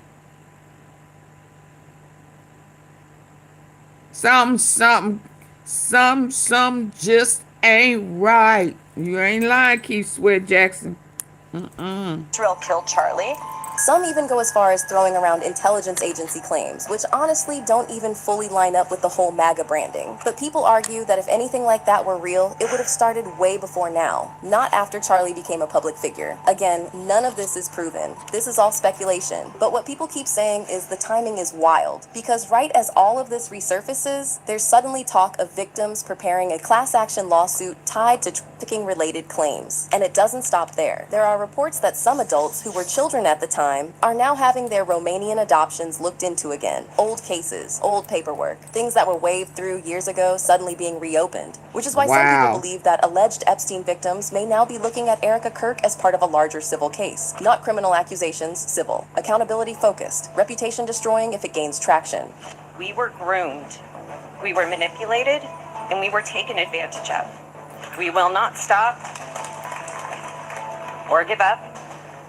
And we will be on the front lines of this battle. And if you're wondering why they'd even consider that, people point to a few things. Proximity, access, influence. Who was in which rooms, who opened which doors, and who benefited from being connected to powerful networks at the right time. Because in cases like this, lawsuits aren't always about who did what. They're about who enabled it, and who allegedly helped keep everything in motion. If even part of that holds up, this stops being online chatter and turns into something much bigger. Because now it comes down to what this new Romanian investigation actually uncovers, and whether alleged victims really move forward with a class action lawsuit that puts names and timelines on paper. At that point, this won't be decided by TikTok or PR statements. It gets decided in court. Until Romania finishes digging, and until those filings either drop or don't, this story is still wide open.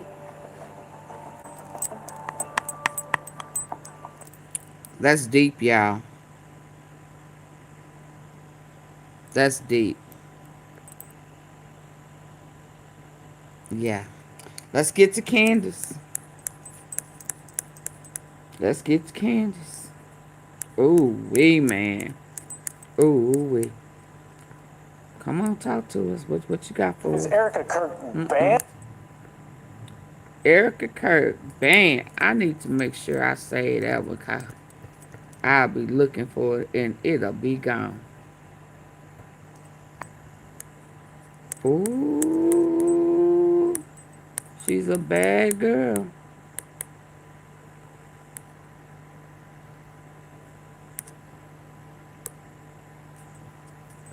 Ooh,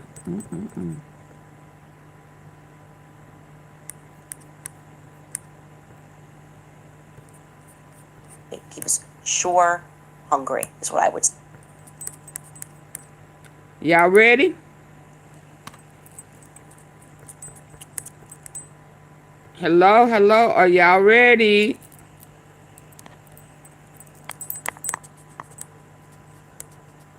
Y'all getting on my nerves tonight.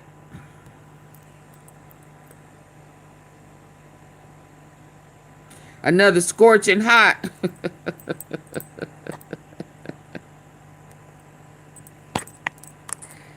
Another scorching hot. You can already feel the heat. Ooh, wee. Ooh, wee. Ooh, wee. Oh, it's doing that again.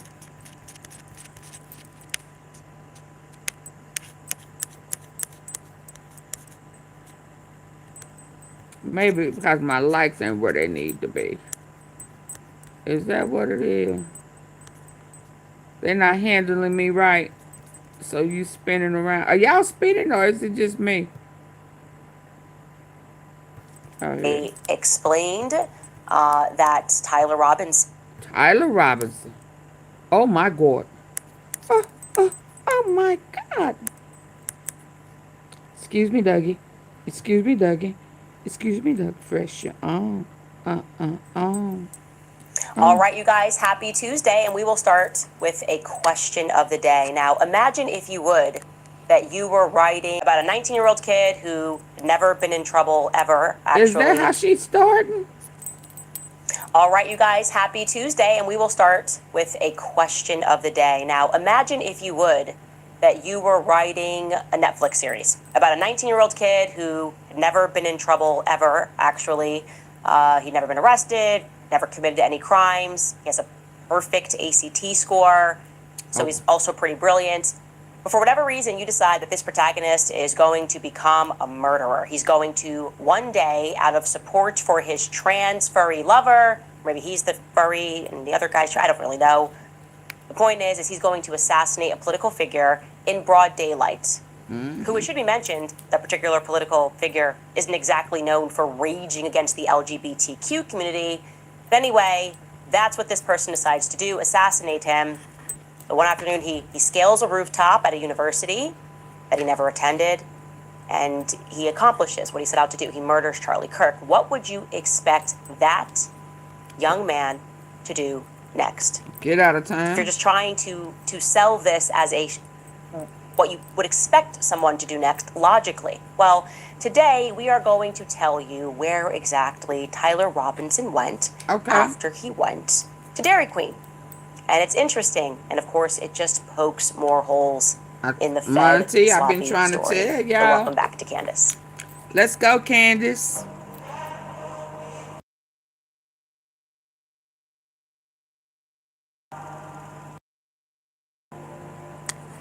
I like that picture.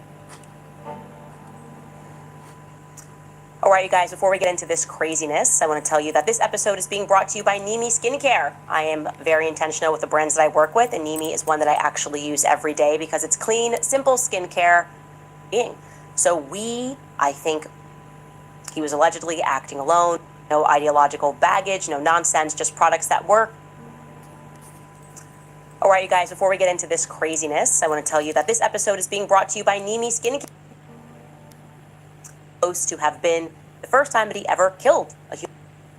He was allegedly acting alone on a rooftop in line with my values, so you can visit NIMIskincare.com today. Okay, let's jump into this. It was allegedly Tyler Robinson. He was allegedly acting alone on a rooftop, and it is allegedly supposed to have been the first time that he ever killed a human being. So I think most people who are thinking through this, we naturally would expect a little bit of adrenaline, right? Maybe even the thought of what he had just done for the very first time might have made him physically ill. Like, we would expect him to maybe lose his lunch, not exactly pop over to a nearby Dairy Queen to have lunch, calmly have lunch, and just begin texting his lover. Which is why I was very surprised to learn of what Tyler Robinson did there. Would expect a little bit of adrenaline, right? Maybe even the thought of what he had just done for the very first time might have made him physically ill. Like, we would expect him to maybe lose his lunch, not exactly pop over to a nearby Dairy Queen to have lunch, calmly have lunch, and just begin texting his lover. Which is why I was very surprised to learn of what Tyler Robinson did thereafter. Ready? Tyler Robinson, we can exclusively confirm to you all, drove 3 hours away from Orem, Utah, down to Panguitch, Utah. I hope I'm saying that right. A lot of the cities sound weird. I think it's Panguitch, Utah. I'm showing you a map of that distance. It is just under 3 hours to get there. And what was he doing there? You're probably wondering, did he meet up with somebody? No, he was alone. And what we can tell you that he did when he got there was that he pulled into the Cowboys Smokehouse on North Main Street.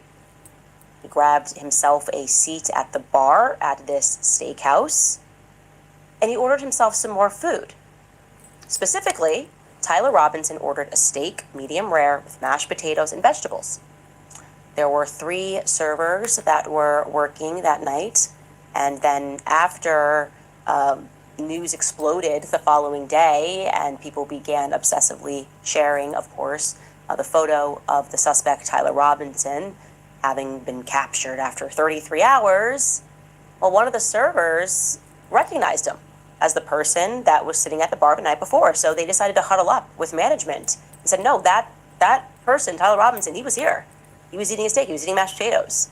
Management said, are you sure? Are you positive that Tyler Robinson said, yes, I'm absolutely sure. Well, they don't have any cameras at this restaurant. So what they decided to do was to verify that he was in the building, not by, of course, consulting outdoor video footage, which they didn't have access to, but rather just looking through credit card charges. Because Tyler Robinson, despite telling his roommate how he wanted to get away with this, remember the messages, and like, oh, here's what happened, I don't want anybody to know, make sure you delete this letter that's under the keyboard, but take a picture of it before you delete it, but read it, and then destroy it. He's trying to get away with this crime. Well, it didn't go up, but okay. That's how they found it. And so what they did was the right thing. They contacted the feds. Now, that's interesting because I would imagine that after 33 hours, when they sort of gloriously come out and yeehaw, we got him, I would have, and call me crazy, I don't know how this stuff works. I'm not an expert, right? We're not experts, but I would imagine the first thing that they would do is that they would probably just try to figure out where he'd been. And maybe one way they would do that would be going through his credit card charges. I would imagine the federal government had that capability. They didn't do that. Instead, they were contacted days later by this restaurant. The server filed a report responsibly and said, yeah, he was here. We have the literal receipt. The literal receipt. Wow. And they explained that Tyler Robinson was not very talkative. He seemed absolutely fine and normal and was texting on his phone. Maybe that's when he was sending more messages to his lover as he was eating a steak. He was sure hungry, is what I would say, but calm nonetheless. He didn't have the jitters. He wasn't scared. He was just hungry. Now, what's fascinating to me is what happens after, because again, I'm expecting that the feds would go, well, let us get down there. Let us get down to Panguitch. Let us start interviewing everybody. Let's start checking all these cameras around here to see if we've got them. No, that's all they did. That's it? Sort of were obliged to call them back and to say, okay, what happened? And then that's it. The trail goes cold. Now, remember, I told you guys that I spoke with the lawyer Wow, this this is would crazy. obviously be Erika's lawyer because she's listed as the victim. And they asserted that at this part in the process, what happens next is that the investigators, separate from Erika, are supposed to be, well, investigating. They're supposed to be going around trying to gather more information to prove their case that this is definitely the Cash shooter. Patel and didn't have the jacket that I fit. would expect that they would have gone down to this restaurant. I can tell you guys today, they have not. Nobody is interested in going down to this restaurant and speaking with these employees and speaking with people nearby and seeing what they saw and learning about Tyler Robinson's demeanor. Because it's not that kind of an investigation, guys. This is case closed. Giddy up. That's what he was. It was just, he went down and he had himself a steak after he had some Dairy Queen. Now, 3 hours is a long ride. I get it. He's probably hungry. And I get that he used his credit card because, I don't know, I guess he's Gen Z. He's never heard of like DVDs and stuff. They've always had the technological capabilities. He doesn't even know what cash is. He didn't even think about just going to an ATM and getting cash out to pull off this crime. He thought through everything else, how to scale the rooftops, how to make this happen, where exactly Charlie was going to sit. But everything else kind of falls apart afterwards. All he could think about was getting food, and he decided the best way to try to get away with murder was to use his credit card. Now, parking aside the fact that he's a 4.0 student with a perfect ACT score, he couldn't, that thought just never crossed his mind to just take cash out. So here is what our now updated timeline looks like from that day. It's been a while since we have revisited that, and I think that we also need to revisit, which we are, the Dairy Queen stop, because it had to have occurred earlier than we had initially documented. It definitely happened, but I think the time frame of the stop is wrong, because if we need 3 hours to get from Orem down to Panguitch, and I have confirmed that that happened, again, there was a literal receipt and the FBI knows about it and has that in their possession, then it's got to be earlier, right? It's got to be slightly earlier that he went food and he decided the best way to try to get away with murder was to use his credit card. Now, parking aside the fact that he's a 4.0 student with a perfect ACT score, he couldn't, that thought just never crossed his mind to just take cash out. So here is what our now updated timeline looks like from that day. It's been a while since we have revisited that, and I think that we also need to revisit, which we are, the Dairy Queen stop, because it had to have occurred earlier than we had initially documented. It definitely happened, but I think the time frame of the stop is wrong, because if we need 3 hours to get from Orem down to Panguitch, and I have confirmed that that happened, again, there was a literal receipt and the FBI knows about it and has that in their possession, then it's got to be earlier, right? It's got to be slightly earlier. Now, how do we confirm that he was actually there? Because the guy that was walking up the steps, I thought he had on a blue or dark color t-shirt. So how did we confirm? And then the other guy that was on the roof with the military, all black, with that necklace on, dog tag, and the tactical hat. Okay, so how do we know that he was actually at the university? Because the only picture that we have of him with that burgundy on, where we could actually see it's him, was at Dairy Queen.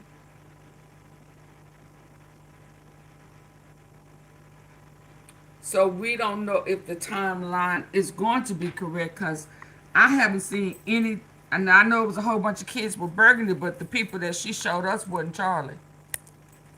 Earlier that he went to Dairy Queen, which would track for me, because if we know that he was throwing clothes out in the Dairy Queen, that's probably going to be a little bit closer to the shooting, and he's not going to hang around. Did they find the clothes? So here's what we have. We have that press conference that happens at 5:30. At 5:59, Cash Patel tweets that the subject, erroneously tweets, the subject in custody has been released because, they had erroneously tweeted that they had him before that, and he says our investigation continues after 6 o'clock p.m. is when we are gauging the first correspondence to have taken place between Tyler and Lance based on the conversation that they were having. 6:38 is when we initially had when that photo was taken, that photo was captured at the Dairy Queen, and I will update that for you guys. I am going back and trying to be more precise, wondering if that needs to be adjusted by an hour. Maybe it was actually 5:38 p.m. and time zones were wrong. I'll follow up with you guys there. And now we can add that 8:45 p.m. That's the time, approximately, that Tyler turned up in Panguitch, Utah. Again, that is 3 hours away from Orem. He has a meal at the bar counter, and then he leaves around 9:30 p.m. Reminding you guys that he is fine. He's in a totally fine mood, and he is texting while he is eating, not speaking much to the servers. So, when I spoke to the people who had reported this, they suspect, and I think this is a good suspicion, a good instinct to follow, that he may have gone to his grandma's house afterwards, because apparently that's where his grandmother is from, and she lives nearby. And if you guys recall, Tyler Robinson's grandmother was one of the first people to speak out, and she said, "You have the wrong person." Right. She said, "My grandson does not fire guns. My grandson did not commit this murder." And that he was since I'm learning that MAGA. she is from around here, and that she is a local and everyone's familiar with her, they know who she is, I would imagine that it's possible that Tyler Robinson could have gone to his grandmother's house for the night. Again, we don't know that as a fact. I am putting it out there because this is an investigation. And by the way, if you are somebody who is around or rather operates a business around the Cowboy Smokehouse, you may have footage that you're not even aware of. If you have information, maybe the feds called around, I don't know. No. Please, we are inviting you to send us an email to moretips@CandaceOwens.com, but we can now officially plot that in our timeline, and it just makes the feds story more, it's just unbelievable. Just unbelievable. That's what I would say. Nothing they are saying makes any sense. We can also add this to the list of stories that we have broken, because one of my favorite things ever is how, no matter how many stories we break, no matter how much information we provide, the haters will forever say, "She has presented no evidence." They're just going on vibes in a dream on the Candace show. That's it. She had a dream, and now she's just blindly pointing the finger at everybody. And so I actually decided, while we were on break, that I had time to put together a list, and this is by no means definitive. This is just a list of stories that we have broken on this show. So here we go. Charlie's text messages, that was a pretty big one, showing that he was, in fact, abandoning the pro-Israel cause 48 hours before he was assassinated, despite the fact that everyone lied about that fact. We presented the photo of Tyler Robinson at the Dairy Queen on the day of the assassination. Tyler Robinson, we are telling you today, then went to the Cowboy Smokehouse that evening and likely, I should put likely there, avoided traffic lights. We can also tell you that Tyler Robinson called out of work on the 11th. That's another story I'm breaking here. You mean burgundy T-shirts? Food poisoning. He called out of work very early in the morning on the 11th. And he also called out of work on the 10th, saying that he had to help his grandmother move furniture. That is an interesting data point that I would like to present to you. Again, he is using his grandmother as an excuse. I think that if I was the federal government and I had unlimited resources, if I was the state government and I had unlimited resources in the form of people's tax dollars, I would probably be wondering if he went to his grandmother's house that night. Just saying. Tyler was working at Wild Electric, by the way, in Santa Clara, Utah. I did not break that story. That was already in the news, but you may have missed that. And yeah, that was his excuse. He had to help his grandmother. I also broke the story about Charlie's Catholic considerations. I didn't even mean to break that one, but then I had to present the receipts because people were acting crazy about him attending Mass, praying the rosary, that he died wearing the St. Michael pendant, that he had a private Catholic funeral Mass. I also broke the story regarding Terrell Farnsworth's strange behavior moments after the assassination. I broke probably the biggest story of all, actually. It is the only reason that we are still discussing this. It's the only reason that we realize the single reason, the first reason rather, primary reason that we recognized the feds were lying to us was because I broke the story that there was no blood on the back of Charlie as he went down, that the bullet did not pass through. I also presented to you guys the photos from inside Charlie's SUV after his assassination. I broke the story that the feds did not impound that vehicle. Broke a story that the feds seized the cameras inside the hospital, that the feds blocked Dr. Trotter from returning to his operating room, and that a phone call was then placed to DC. We are still trying to figure out to whom, who received that phone call, which allowed Dr. Trotter to go back into his operating room. We broke the story that Andrew Kovett lied about the Superman neck. That quotation never came from Dr. Lee Trotter at all. It allegedly came from Erika in a moment of upset. We broke the story that Charlie texted Dan Flood and Andrew Kovett the night before saying that he was afraid that they were going to kill him. This has now been confirmed by Erika, or at least it was confirmed to me from Erika.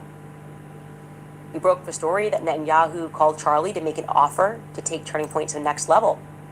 That story is being disputed by Erika. That's a Turning Point on Turning Point fight, okay? I don't know who to believe, but I will say that I confirmed that separately from Andrew Kovett with someone that did not have communication with Andrew Kovett, so I tend to believe that that offer did indeed come through. We broke the story about Fort Huachuca, and we're not done with that. We presented the military police report, backed that up with evidence that Mitch was telling the truth about what happened on September 9th. We broke the story about the Egyptian planes, tracking Turning Point Faith. That document we still have for you, which is coming forward. We will be proven correct on that as well.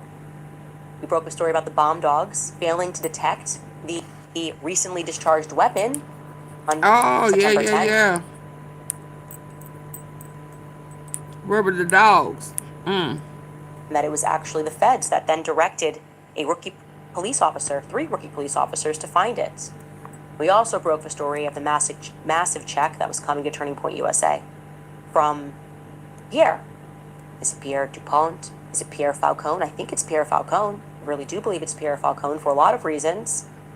We are still looking for more information. So when it comes to receipts and evidence, we have been presenting a lot of it. Charlie had a bulletproof vest. We are getting no credit for it. We don't care. We don't want credit. No, he didn't. Actually, they said he did not. What I want is you don't remember that, Monty Chucky? No, he didn't. He said that they had changed up, their gear, and that he did not have on a bulletproof vest.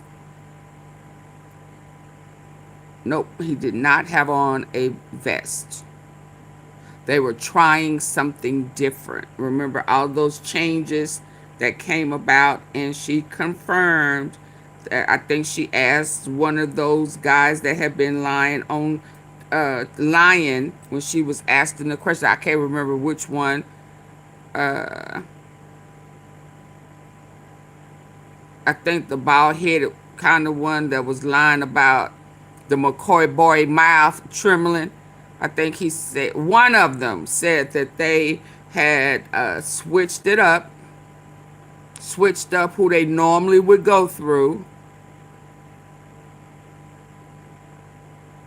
And he did not have on the vest. For this to be solved. I want to know who killed Charlie Kirk, and I don't believe it was Tyler Robinson. And on that note, we should get back to the Fort Huachuca story, because this has proven to be a very interesting lead. We have a couple of... And on that note, we should get back to the What was the note? And on that note, we should get back. Been presenting a lot of it, and we are getting no credit for it. We don't care. We don't want credit. Actually, what I want is for this to be solved. I want to know who killed Charlie Kirk, and I don't believe it was Tyler Robinson. And on that note, we should get back to the Fort Huachuca story, because this has proven to be a very interesting lead. And we have a couple of interesting updates to add to that. First and foremost, I should say, for good measure, that Turning Point USA would like us to clarify that while, yes, it is true, the tent idea was initially brought up by Elizabeth McCoy, It was ultimately a group decision to move forward with the idea, a group decision between the events team and the exhibitor hall team.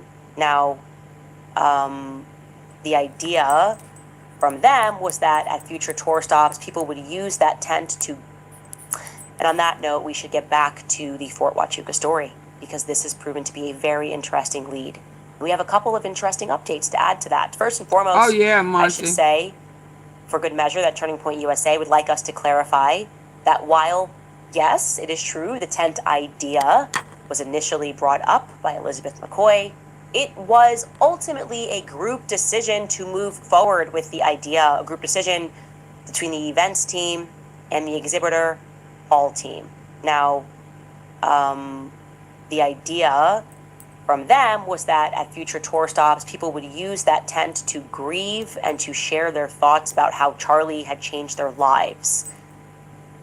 I think, just as a, just a spectator here, there are other ways to grieve, and you can still share stories about how Charlie changed your life. You don't need to be under the tent that he was murdered in.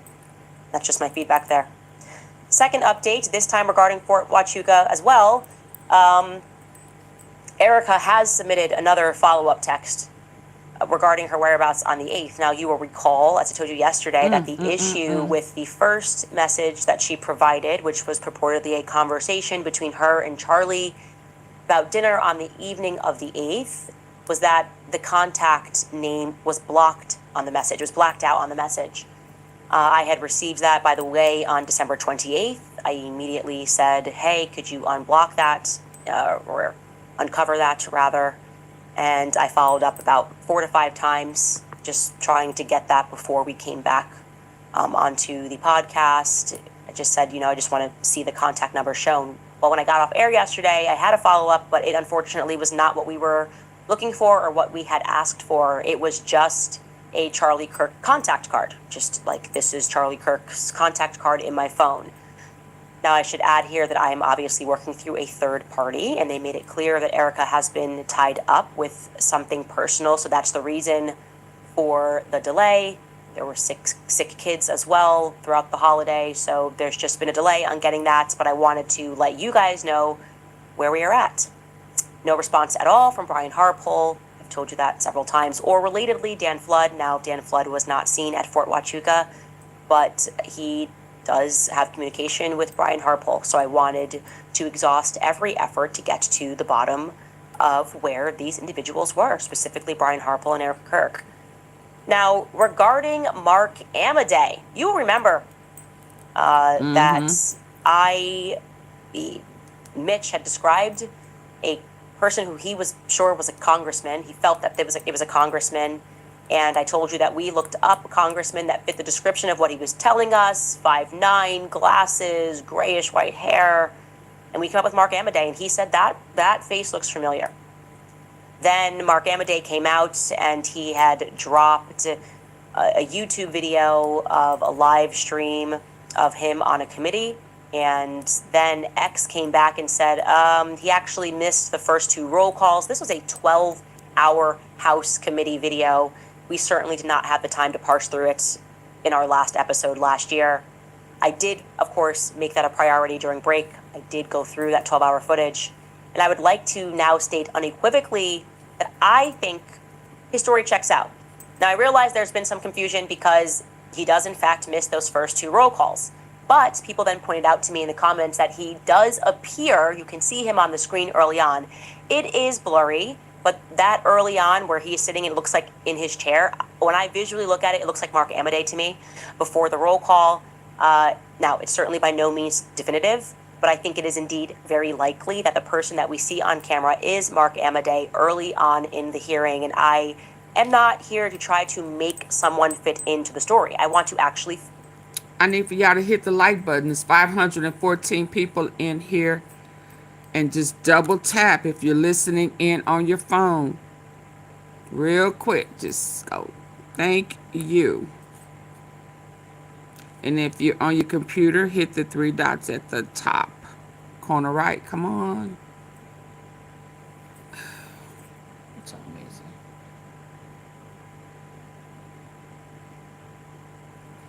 Double tap the face of your phone if that's how you're listening in, or hit the thumbs up, please.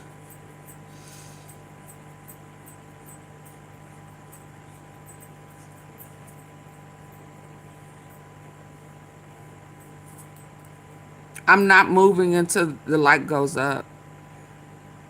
Thank you. Come on, hit the like button.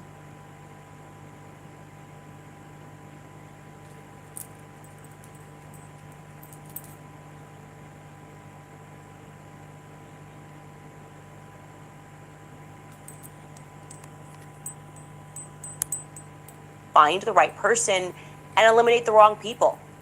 And to be clear, like I said, Mitch initially contacted me about just Erika, Kirk, and Brian Harpole. Brian Harpole being the big one. This meeting, this hands-on meeting that looked like mission is on the table. Let's go. Break. Right before mission. That's how it was described to me. Now, regarding Mark Amadei, there is someone else that I believe that we should look into. Okay? Follow one lead. If it doesn't lead where we think it's going to go, we can pivot, and something interesting has come up. Now, I will start by restating, I have never felt good about Terrell Farnsworth. Okay? Oh, yeah. That's Not the one since that took that the very picture. first phone call I had with him. In fact, the phone call I had with him, I can say, was the very first moment that I went, something's not right here. I told you guys, he just started lying to me repeatedly. Weird. His energy was weird. And I he's was the like, what's first going one on? to Why are you announce. being weird? I'm calling you because I'm just trying to let the public know, like, you know, why you took the cameras out. I'm sure there's a logical reason. It is kind of weird that you're there. Why are you there? He's all over the place. And again, this is not in the immediate aftermath. This is not first 48. We've got the jitters. Charlie Kirk's killed. This is like a week past that. And I expressed repeatedly to my audience that something was not right with that phone call. As soon as I hung up, I said to my team, and I'm quoting myself here, that man is guilty of something. He's guilty of something. He's lying about weird stuff. I don't know how to send a file. What do you mean? You run an entire AV company. You know how to send a file over the internet. Well, I'm scared Google might hack me. What? You're scared Google's gonna hack you to release more footage of Charlie dying? That makes no sense. Nothing made sense, and I will never pretend it made sense. And I'm following my gut on Terrell Farnsworth, okay? And I expressed my gut, not just to you and back at home, but I also expressed that to Erika and Justin Strife when we were sitting in the meeting. I said, I'm not taking my foot off of that pedal. No. I do think that it's worth stating, before we get into this, that me finding the behavior and the conversation that I had with Terrell to be extremely suspicious is not, of course, an invitation to harass him or his family. I'm against that, and I'm saying that because apparently he is receiving death threats. That was told to me, that he's receiving death threats because people want answers. Now, not ever do I ever want that to happen. I don't want people to watch this show and partake in that. Nor do I think you guys are partaking in that, but I'm just saying that. Like, on this show, we sentence people to truth, to more daylight. And the reality is that I don't trust people who lie repeatedly to me over the phone. I don't. He was acting guilty during a time when I had no indication one way or the other whether or not Turning Point people would be involved in a cover-up. And for clarity, I want to show you guys this as well exclusively, a still image of the much longer video I have that was shown to me of Charlie from behind. Okay, this is the video, and you can see what we have there. That's Charlie's necklace that's hanging. There's no blood. None. On Charlie. There was absolutely no blood on Charlie.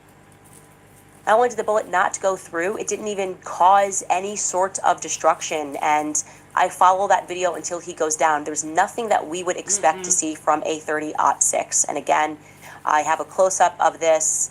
That's his chain. There's no question that what you are seeing there is his chain. And the only blood that I saw was blood in his hand, which was spurting forward, to be clear. This doesn't make sense to me. It doesn't make sense to the narrative. Doesn't make sense to anybody that knows anything about guns. It just doesn't. Okay, Charlie was in pretty good shape, except for where he clear. Not only did the bullet not go through, it didn't even cause any sort of destruction. And I follow that video until he goes down. There's nothing that we would expect to see from a 30-06. And again, I have a close-up of this. That's his chain. There's no question that what you are seeing there is his chain. And the only blood that I saw was blood in his hand, which was spurting forward, to be clear. This doesn't make sense to me. It doesn't make sense to the narrative. Doesn't make sense to anybody that knows anything about guns. Oh no, we want her to keep talking, Jack. What are you talking about? You don't want justice for Jack? You don't want justice for Charlie Kirk? What do you mean? She just shut up. You need to shut up. Are you one of them? Are you one of them? Was you the guy on the roof? I mean, why would she need to shut up? So y'all don't want Charlie Kirk. So you a Charlie Kirk hater. So they need to take your job from you. Huh? Huh? Jack boy? Jack a liar? Jack a liar. Don't listen to him. Y'all want me to get him out? But to ass. Jack boy, get your ass up out of here. You not welcome. And you got to go. Yeah, you trying to deflect. Cause the truth is coming out. She need to shut up. Cause the truth is coming out. Yeah, that's what y'all do. Kick his butt out. He's one of them. Yeah, he's one of them. I'ma back it up. Yeah, since you tried to deflect and you didn't want people to see the truth. Yeah, devil, you not welcome him. You hear me? Yeah, let's go, Candace. Talk on, Precious. Okay, this is the video, and you can see. Get your ass up out of here. What we have there, that's Charlie's necklace that's hanging. There's no blood on Charlie. There was absolutely no blood on Charlie. Not only did the bullet not go through, it didn't even cause any sort of destruction. And I follow that video until he goes down. There's nothing that we would expect to see from a 30-06. And again, I have a close-up of this. That's his chain. There's no question that what you are seeing there is his chain. And the only blood that I saw was blood in his hand, which was spurting forward, to be clear.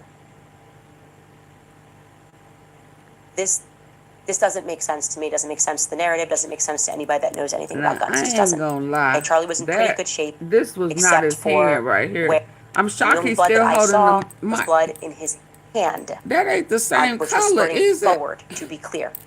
Them hands ain't the same color. Them hands ain't the same color. I was looking with my good eye, y'all. Them hands are not the same color. What's going on? Yeah, that hand and this. Okay, there goes some, right here. But hell, maybe. How they do that?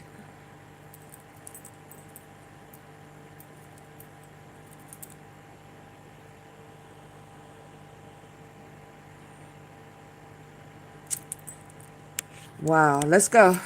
Clear.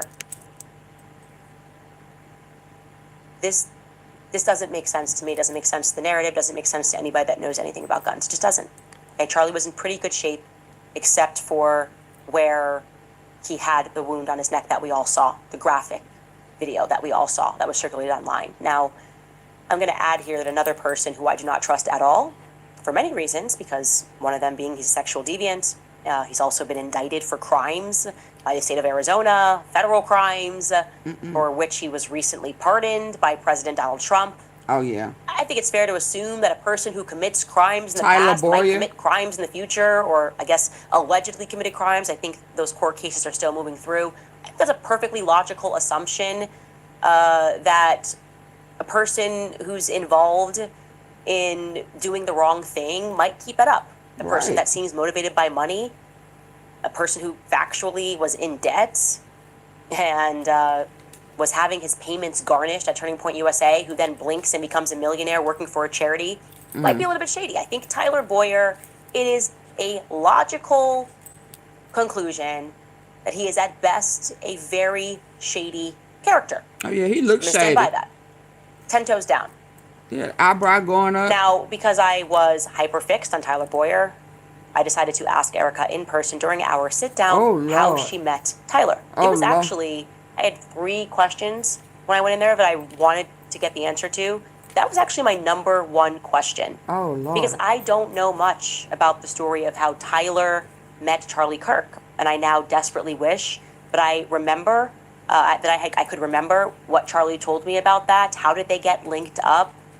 And I felt that me asking Erika that question, she might be able to provide a lot of insight to who Tyler Boyer was during the time he was with Charlie Kirk, why, maybe even before he was with Charlie Kirk, and why he got involved with Charlie Kirk.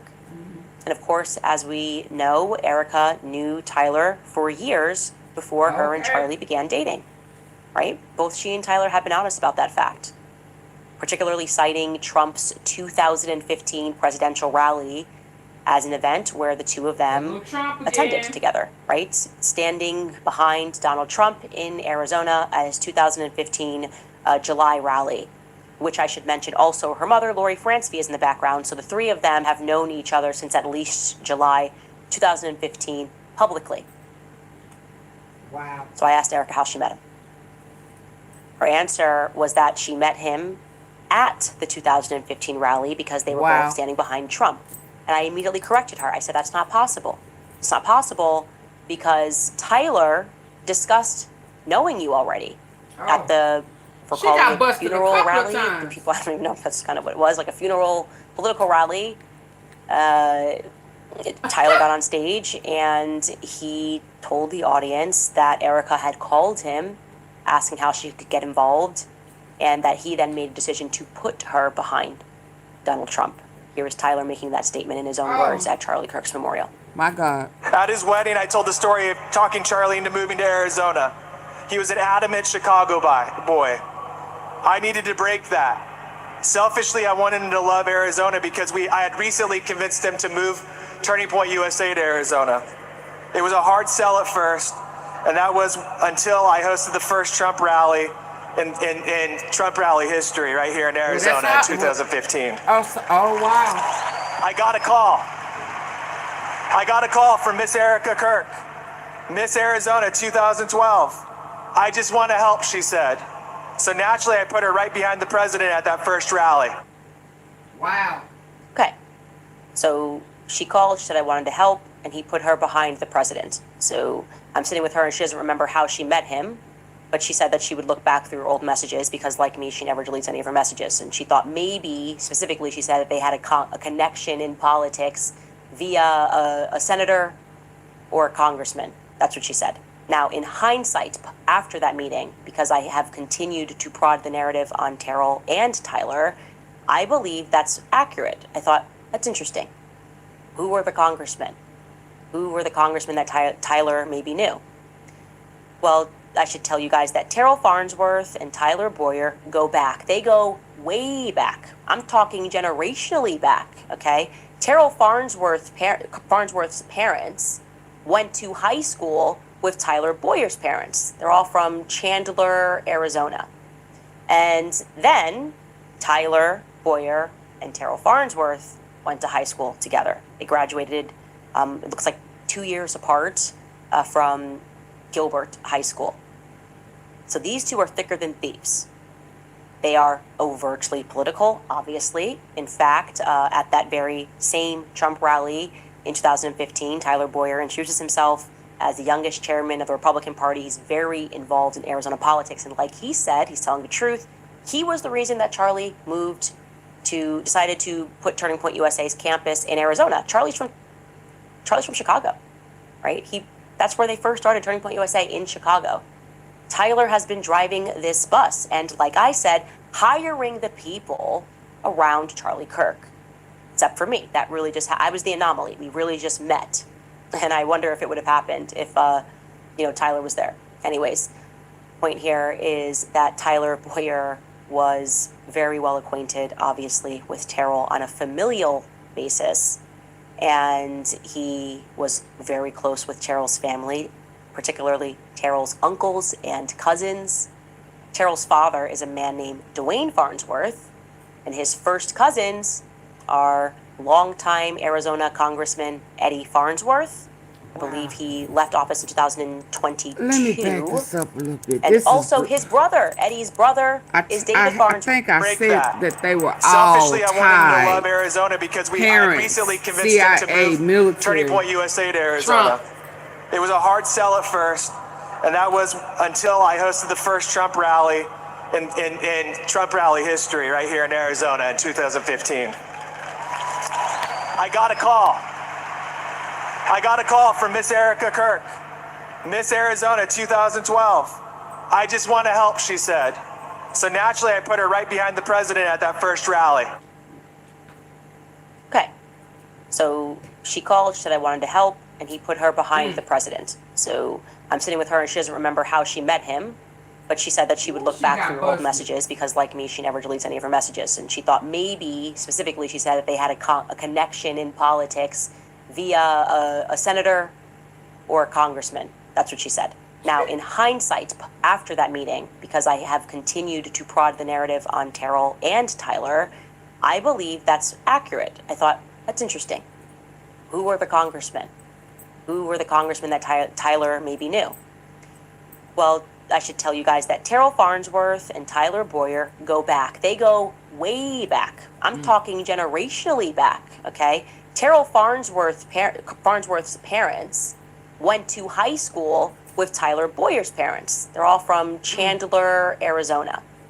And then Tyler Boyer and Terrell Farnsworth went to high school together. They graduated, it looks like 2 years apart from Gilbert High School. So these two are thicker than thieves. They are overtly political, obviously. In fact, at that very same Trump rally in 2015, Tyler Boyer introduces himself as the youngest chairman of the Republican Party. He's very involved in Arizona politics. And like he said, he's telling the truth. He was the reason that Charlie decided to put Turning Point USA's campus in Arizona. Charlie's from Chicago, right? That's where they first started Turning Point USA, in Chicago.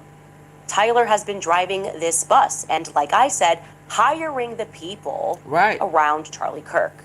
Except for me, that really just I was the anomaly. We really just met, and I wonder if it would have happened if Tyler was there. Anyways, point here is that Tyler Boyer was very well acquainted, obviously, with Terrell on a familial basis, and he was very close with Terrell's family, particularly Terrell's uncles and cousins. Terrell's father is a man named Dwayne Farnsworth, and his first cousins are longtime Arizona Congressman Eddie Farnsworth. I believe he left office in 2022. And also his brother, Eddie's brother, is David Farnsworth. So just to reiterate that, you have Senator David Farnsworth. He's still in office. You have Eddie Farnsworth, who was the chairman of the state House Judiciary. And those two men are brothers and first cousins with Dwayne Farnsworth, who is Terrell's father. And they are extremely close to Tyler. In fact, Eddie has actually been sued in the past with Tyler. Like, they're on the same side. They are being sued together. You can go back and you can mine all of this. He has known that family for a very long time. Anyway, in 2014, Senator David Farnsworth introduced Erika's mother to the House floor with concerns over EMPs, okay? At the time, David Farnsworth was actually sponsoring the bill, a bill which would involve introducing Lori, who was then the CEO of G-Tech Industries. And Eddie Farnsworth is also listed as having voted on this particular bill. They got it passed through. So the three of these people knew each other. Eddie, Lori, and Dave. And you can see here at the top, when you look at the members present, it says E. Farnsworth, Mr. That is Eddie Farnsworth. And then if you scroll down, if you see here, it's telling you who's sponsoring this bill. That is David Farnsworth. And it says that he became concerned about a potential for an EMP event a short time ago. And he got support from Congressman Trent Franks and It then tells us that he introduced Larry Ginta, Chuck Lee, and Lori Francevy, the CEO of G Tech Industries. Larry Ginta, by the way, or Gwinta, I don't know if I'm saying that right, is Erika's stepfather. So they've known each other. The Farnsworths, the Boyers, and the Francevys have known each other at least since 2014 on paper. We could keep looking and go backwards, but it is very likely, obviously, given how close Tyler Boyer is to these men, that they all knew each other going back to 2014. I think likely earlier, if I am being honest. I have an indication that it was actually earlier, but this is on paper, so let's stick to the facts. Anyways, Eddie Farnsworth is an interesting character because the year prior, in 2013, Eddie Farnsworth was, as I said, the chair of the House Judiciary Committee, and he caused a bit of a kerfluffle in the state because for some unknown reason, he blocked a hearing on a bill to prevent child sex trafficking. And he was the wrong person to do this because he had been in the news years earlier because his nephew, Albert Farnsworth, had raped a 13-year-old. Okay? Wow. Now, on this topic of this child sex trafficking bill, which he didn't bring it down to the floor for a vote, and it had support from Democrats and Republicans because it is a problem in this state. Child sex trafficking is a problem in the state of Arizona because the border is there, and they were trying to do something about it to make it so that it was less easy for people to traffic children. I think specifically ages 15 and 16. And I want to say that never in my life, in my political life, have I worked on a single story where a theme of child sex trafficking has emerged more. I've never seen it in my life, okay? Whether it's the people who own the planes, remember the 888 plane, they run an anti-child sex trafficking charity. Also in their profile pictures, they're wearing a t-shirt from another child sex trafficking charity, Operation Underground. And you will recall that following the assassination, Phil Lyman was speaking to the guy that used to run, I'm blanking on his name, Tim Ballard, that's his name, Tim Ballard. He used to run Operation Underground because he had gotten donation and support. And Ghislaine Maxwell had one too. For Operation Underground. He was involved in that. I remember because I interviewed Tim Ballard about Operation Underground. Yeah. Fort Huachuca Base, which has randomly come up because of Mitch. In general, they also are caught up in a child porn ring. That's a real story that has been an issue at Huachuca Base. And I'm showing you this article from CBS News. U.S. Army missed the red flags about a civilian leader who led a child porn ring and risked U.S. security. That person's name was David Rodsham. He was a top civilian commander at a U.S. air base in Afghanistan.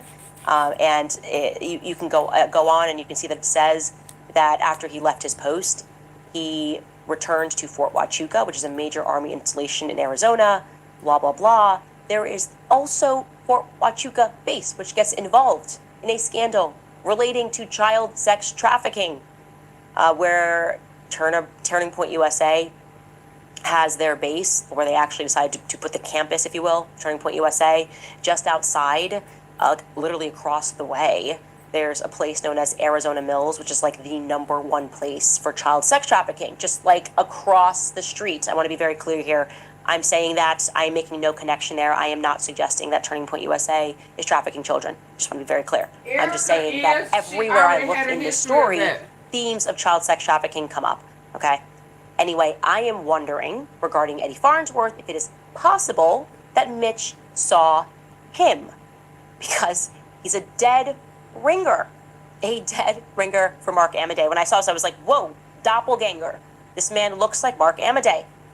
He just, and I sent it to Mitch, and he said, yes, this man looks very familiar. Again, these are not the people that he contacted me about, but I would like to find out if this could be a connection. I'd like to see if it's possible because the Farnsworth family has deep military ties as well. I legitimately do not know. I am not making an accusation here.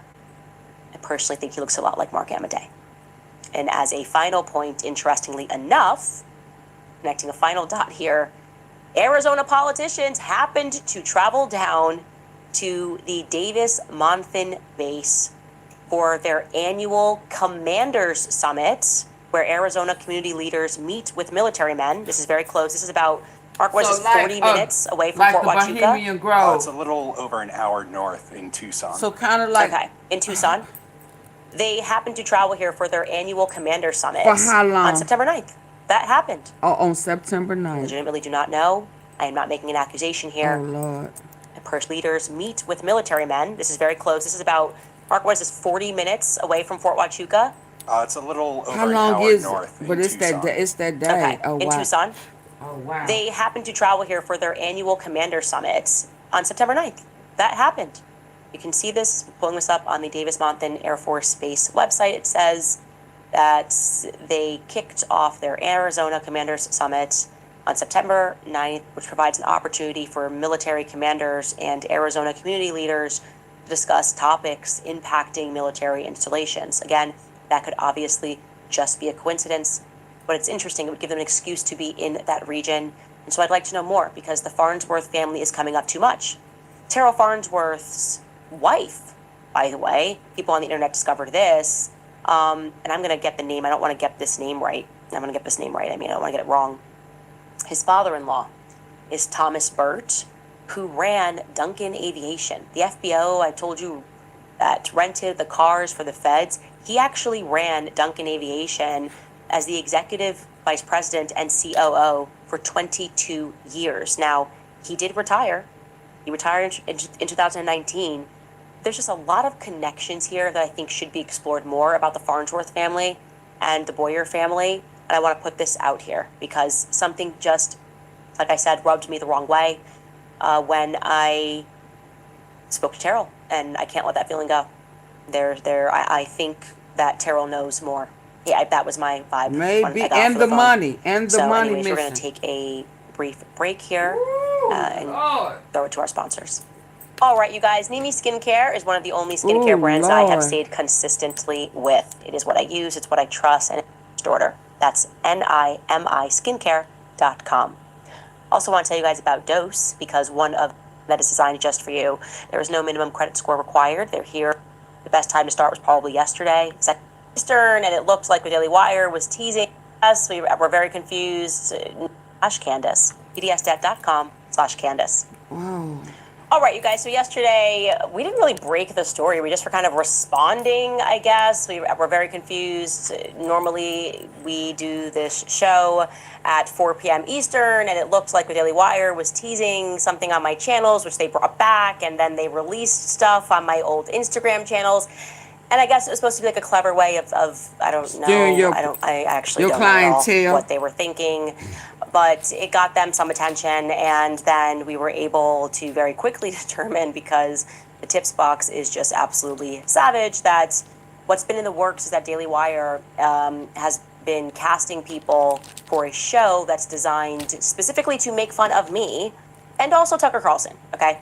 Now, in general, I would say the Daily Wire has been in a casting rut, trying to find the new Brett Cooper.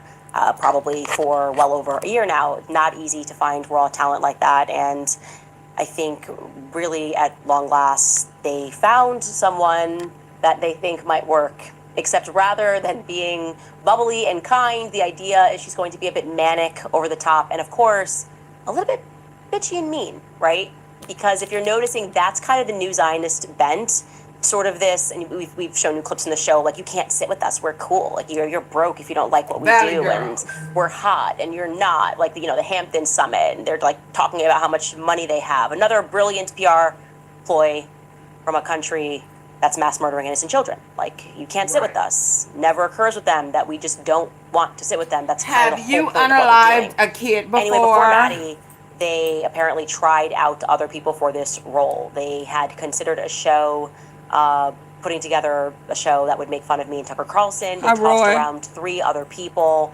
They even considered doing a combination show with a person who had played the bailiff on Matt Walsh's Judged, and that didn't wind up panning out. Now, Maddie was then landed upon, and they decided, because we're really gonna stick it to Candace, we're gonna have her name the show In the No-No.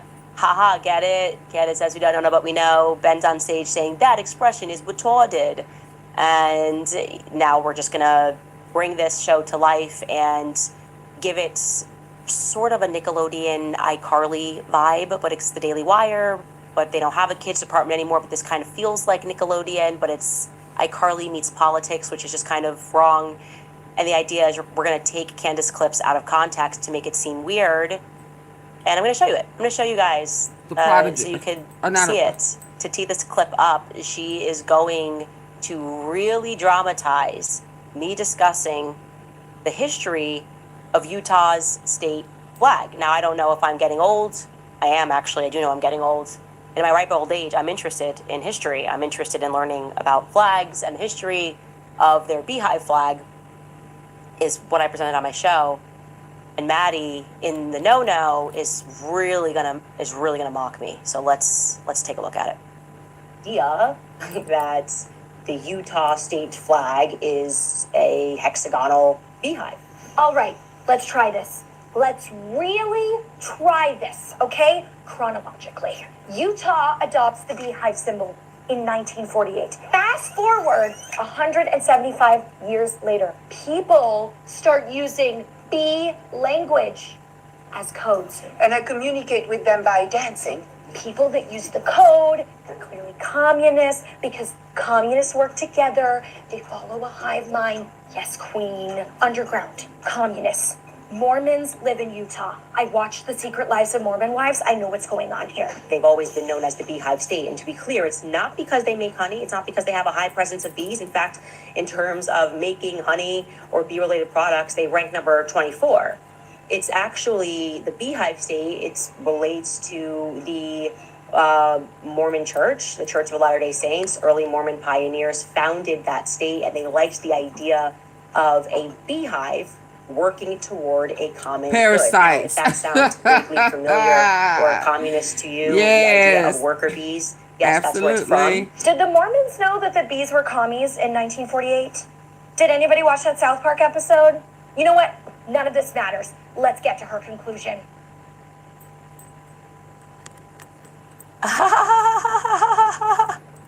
It's really good. It's really good. It's really sweet. So funny. It's like very original. I would say she's clever as a fox. Plus teach her why we use that particular simile, but I can tell that facts about animal symbolism and history are obviously not her thing. So I guess the idea is Candace is discussing the state flag and she's using that as proof that Charlie was murdered or something. And it's interesting. It's a vibe. Anyway, wanted to show you that because the Daily Wire continues to exhibit stalker vibes. This is not normal. I am now telling people that Ben Shapiro is my psycho ex-boyfriend because that's what this feels like. None of this is normal. We don't have to pretend this is normal. Nothing that has happened since I have left that company is normal. Not how I left the company. Not the glorious town hall, slave hanging, teach everybody a lesson. It's psycho ex-boyfriend. It's the ex-boyfriend that breaks up with you, and blasts a message to all of your friends, says, come look, here's why I did it, I hate her. And you're like, okay, I guess this is over. That's fine, I'm gonna move on to my life. And then you try to move on in your life, and like he's sliding into the DMs of everybody saying you can't deal with, don't speak to her, she's terrible.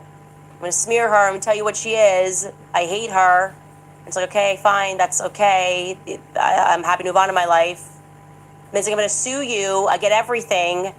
The apartment we share, the car you're gonna leave, you're gonna have nothing. Okay, that's fine, take it. I'd like to just move on in my life. I'm gonna sue you again because I'm upset about something else. Okay, fine.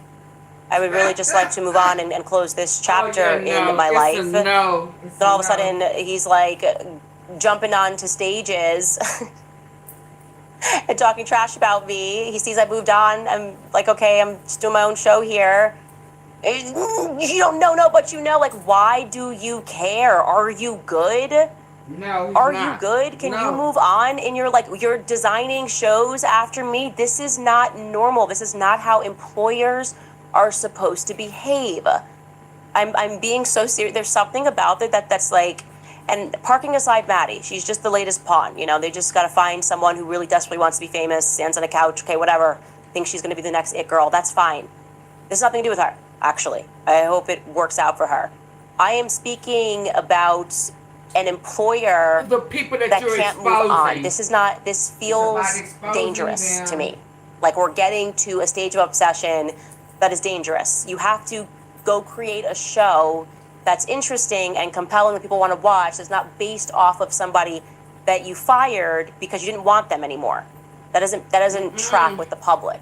Yeah, you I just exposing feel the like this is truth. getting It's about very the creepy. truth. It's making me uncomfortable. And there should, in fact, be laws to prevent this from happening. There just should be laws that prevent employers from sending interns to stalk you at events, from trying to get you canceled from speaking events, or buying your friends. Like, oh, that's the next step of the crazy ex-boyfriend. I'm gonna reach out to everybody you know and offer them money. Yeah, I'm gonna pretend I was Charlie's friend. What are you doing? Why? Why are you doing this? Why are you so inside of my life? Please, just move on. This is not mentally healthy for you, Ben. I want you to be better. I want you to get better. Seriously. Move on in your life. It's okay. Let go of people that disagree with you. It's okay. Also, leave Megyn Kelly alone, because I see you're eyeing her too in a weird way. You seem to be gunning for her now. Yeah. Let it go. Because she chose. This is not healthy, and I'm asking you to leave this alone in 2026. Go do a show that's based off of that girl's talent and something that's interesting, and don't just use her like a pawn. That's what I would say. Anyways, if you guys want to know the no, head over to the Daily Wire, support Maddie. The show's going to be great. Or you can just watch my show. And we can keep talking about state flags, actually, because then I got more interested in more state flags. Never mind, I'm not going to tell you about the Pelicans and Louisiana, but we were looking into that, and it's kind of interesting to learn about the pelican on the flag of Louisiana's state flag. Moving on, you guys, to other psychopathic things that are happening. I did not realize that Brigitte Macron is having those people who like retweeted things that she deems to be harassing the truth, right? Brigitte Macron believes the truth about his gender is a form of harassment. This is very chilling. They are sentencing these people to jail. I did not realize it. I thought this was like just the fine. I think I read it too quickly. I thought it said, oh, it's $10,000 fine. No. 8 men and 2 women between the ages of 41 and 65, okay, who she is accusing have, it's harassed me, it's harassed my family's testifying. It doesn't matter whether or not I did these things to Emmanuel when he was 14. It doesn't actually matter. What matters is that you're hurting my feelings bringing them up. You could just imagine this argument in court. Like if Jeffrey Dahmer was alive and you're like tweeting at Jeffrey Dahmer and you're a sick cannibal pedophile, and then he's like, that actually doesn't matter because you hurt my feelings. That's really mean. I don't want you, that's harassment. You can't just call me those things. That's the vibe of what's going on in France right now. It doesn't matter if it's true, it matters if it hurt Brigitte's feelings. And so what has happened here is that they testified that these tweets were malicious, they were degrading, they were, quote, insulting, they were intentionally harmful to Brigitte.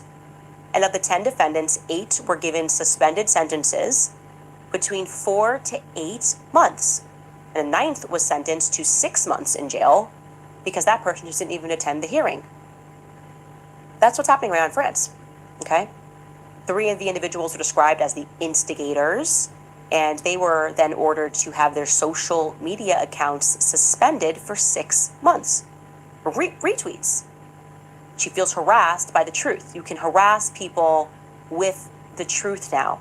And to be clear, all of them were ordered to attend an online course regarding hate speech. Hate speech can also be true speech. If they just feel, if they hate it, that's it. And they have to collectively pay Brigitte Macron what's known as moral damages, around $12,000. Moral damages. I am telling you that because you need to fully compute what they want to do here, okay? That's the purpose of this lawsuit against me, never before seen lawsuit against me, is that evil people are getting caught doing evil things, and those evil people still have enough power to pass through legislation and to establish new laws to make it so that they never get caught again. Or even when they do get caught, you have to shut up about it. This lawsuit that Brigitte has brought against me matters deeply. I am telling you guys, This lawsuit, everyone should be paying attention to every single filing pertaining to this lawsuit in Delaware, a place where I'm pretty sure France has been running the game since the Revolutionary War, because I believe that the feds are colluding because they want to introduce new speech laws in this country and make people fearful to tell the truth about the things that they have actually done. Wild. I just felt like I needed to fully present to you what was actually happening in France. Prison. 65-year-old person. Maybe they just retweeted. Who knows? We have to get into the documentation. But this is not defamation. She's not making the argument that these things are untrue. She's making the argument that her feelings are hurt because you know that she was born with a penis. Wild times, guys. We'll be right back after a brief break. All right, guys, jumping in here to tell you about Tax Network USA, because I know a lot of people owe back taxes or they have not filed taxes at all in a lot of years. Well, now is the time to resolve your tax matters. With the national conversation around abolishing the income tax system, the IRS is fighting back and proving that it is here to stay by becoming more aggressive than they've ever been. They're sending out more collection notices, they're filing more tax liens and collecting billions more than they had in recent years. The IRS can take your wages, your bank account, Social Security, retirement, even your home if they want to. So if you owe or you have not filed, it is not a question of if the IRS is going to act, but rather when. Right now, Tax Network USA is offering a completely free IRS research and discovery call to show you exactly where you stand and what they can stop before it's too late. Their powerful programs and strategies can save you thousands or even eliminate your debt entirely if you qualify. So do not make a serious mistake by representing yourself or calling the IRS on your own. Waiving your rights can cost you even more money. They're obviously not on your side. Get protected the right way with Tax Network USA and start the process of settling your tax matters once and for all today. Call 1-800-958-1000, hand signed by me. Who doesn't want the autographed bundle? Let's see. All right, you guys, telling you that we have our new merch up on the website. You can also buy a hard copy. I want the autographed bundle. It's distasteful, and we see. All right, you guys, telling you that we have our new merch up on the website. You can also buy a hard copy of the autographed bundle. See. All right, you guys, telling you that I want the autographed bundle. Top comment from yesterday's episode is from Lori Gallio. She writes, having that tent at AmFest as a carnival attraction would be like having the limo that John Kennedy was shot in for a photo op. It is totally disgusting. I am in total agreement with you. I cannot believe it was not stopped on any level. It's distasteful.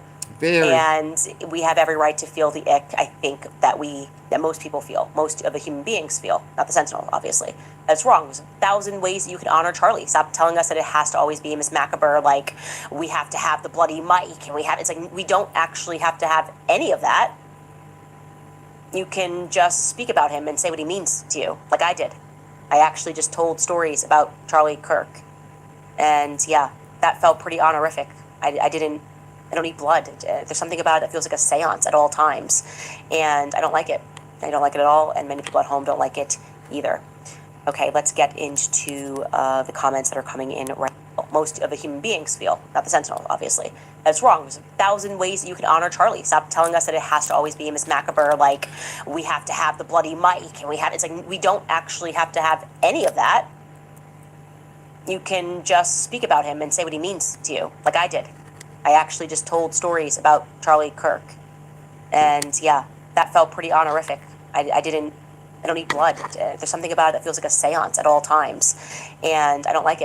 I don't like it at all, and many people at home don't like it either. Okay, let's get into the comments that are coming in right now. Jojo writes, Christ is King. Thank you for that donation. Brendan writes, Happy Feast of the Epiphany. Keep up the great work. That's not today. Wasn't that on last week? That was last week, right? The Feast of the Epiphany? I think I'm right. Is today a holy day of obligation, Chris?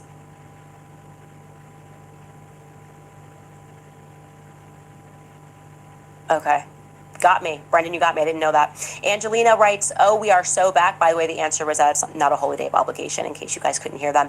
Business writes, Candace, I adore you. My children watch you with me as well. My 28-month-old claps when she sees you on TV. Thank you for being our voice. You are often in my prayers. Stay safe. Christ is King. Thank you so much. That's such a sweet comment. Emily Sullivan writes, keep digging, Candace, praying that your platform continues to grow. I feel as though the Lord has laid on my heart to tell you that all that you are uncovering is to open eyes and bring people to Christ. Use it for the kingdom. Of course, absolutely. And I have to say that it's just been so heavy. I feel better this year, obviously, than I felt last year. But it is just that Tim Dillon dark comedic skit where you just go, what is happening? Has this world always been this way? Okay, it has.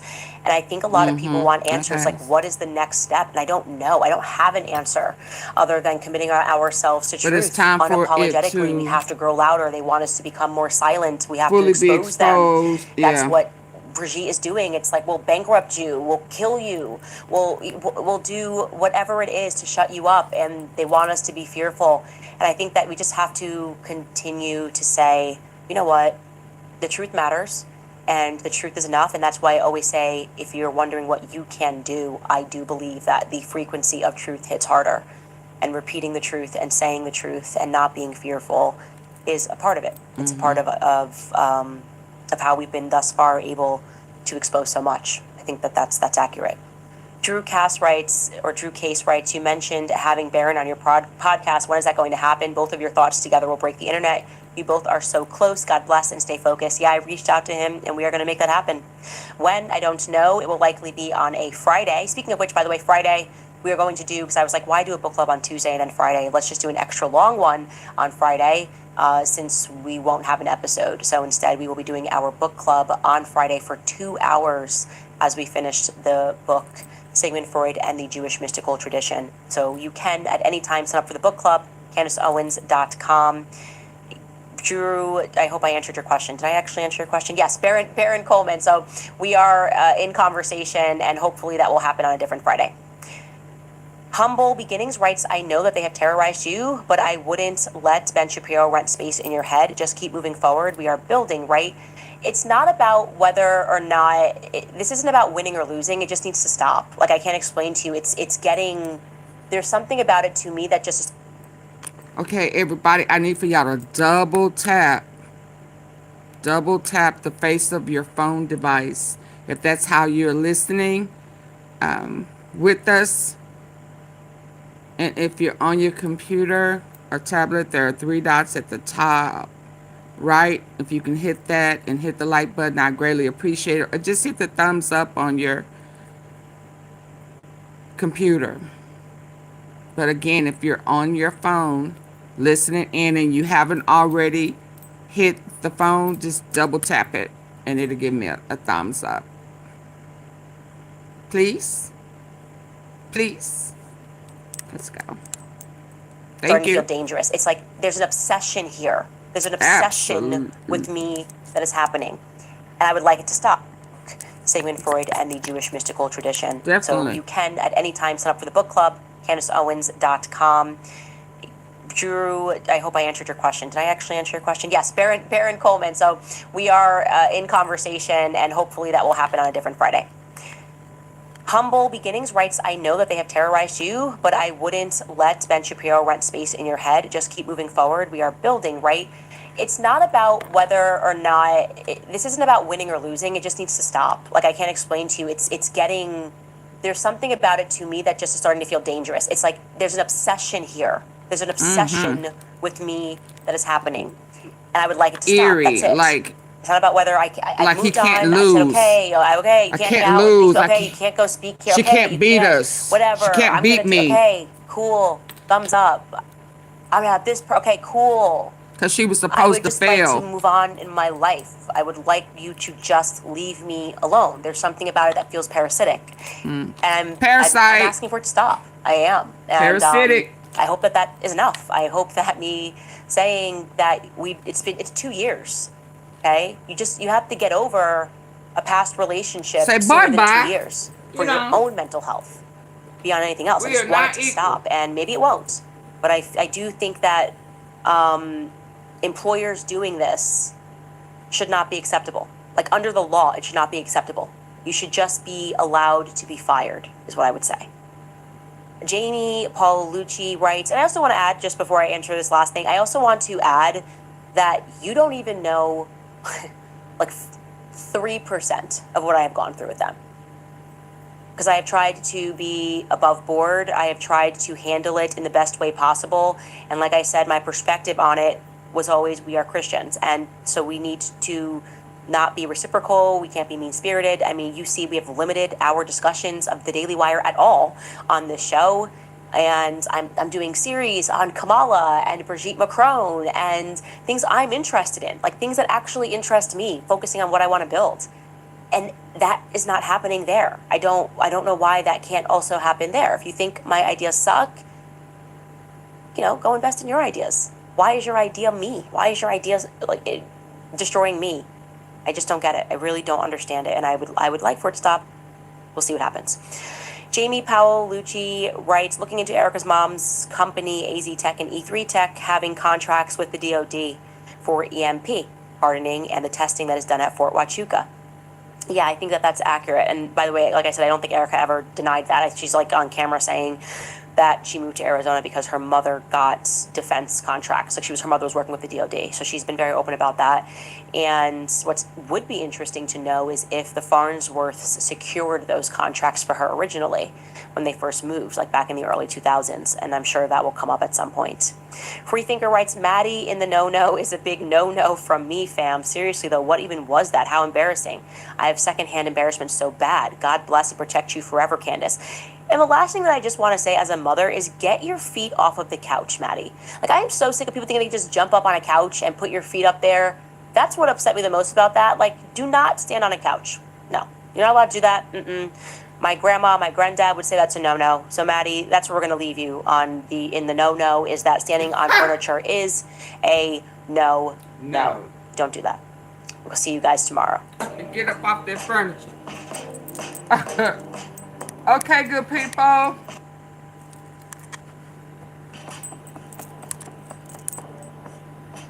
Stop. So, is she being targeted? Oh, yeah, she was being targeted. Absolutely. She's getting too close. She is exposing her expository game is airtight.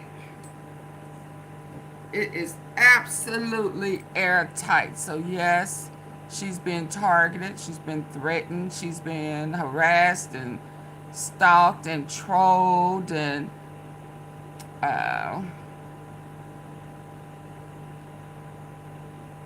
what is that called when they make a little comedy skit after you? I'm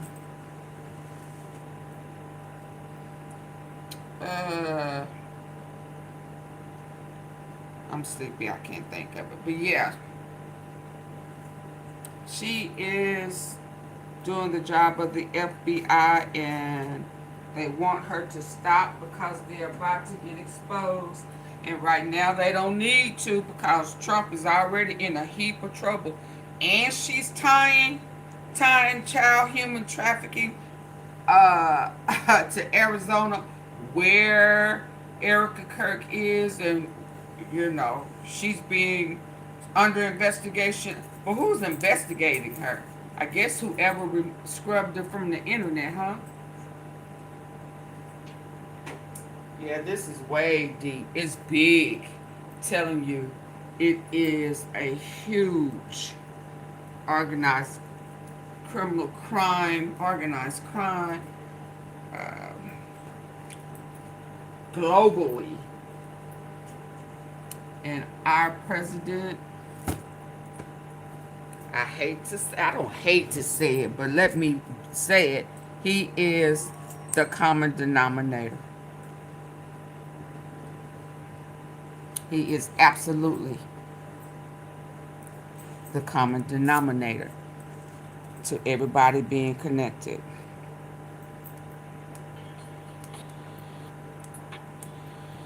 It was something I was looking at. Oh. Okay, y'all, let me go to sleep. Oh. What's going on? Oh. This is probably AI. Okay, y'all, good night. Oh.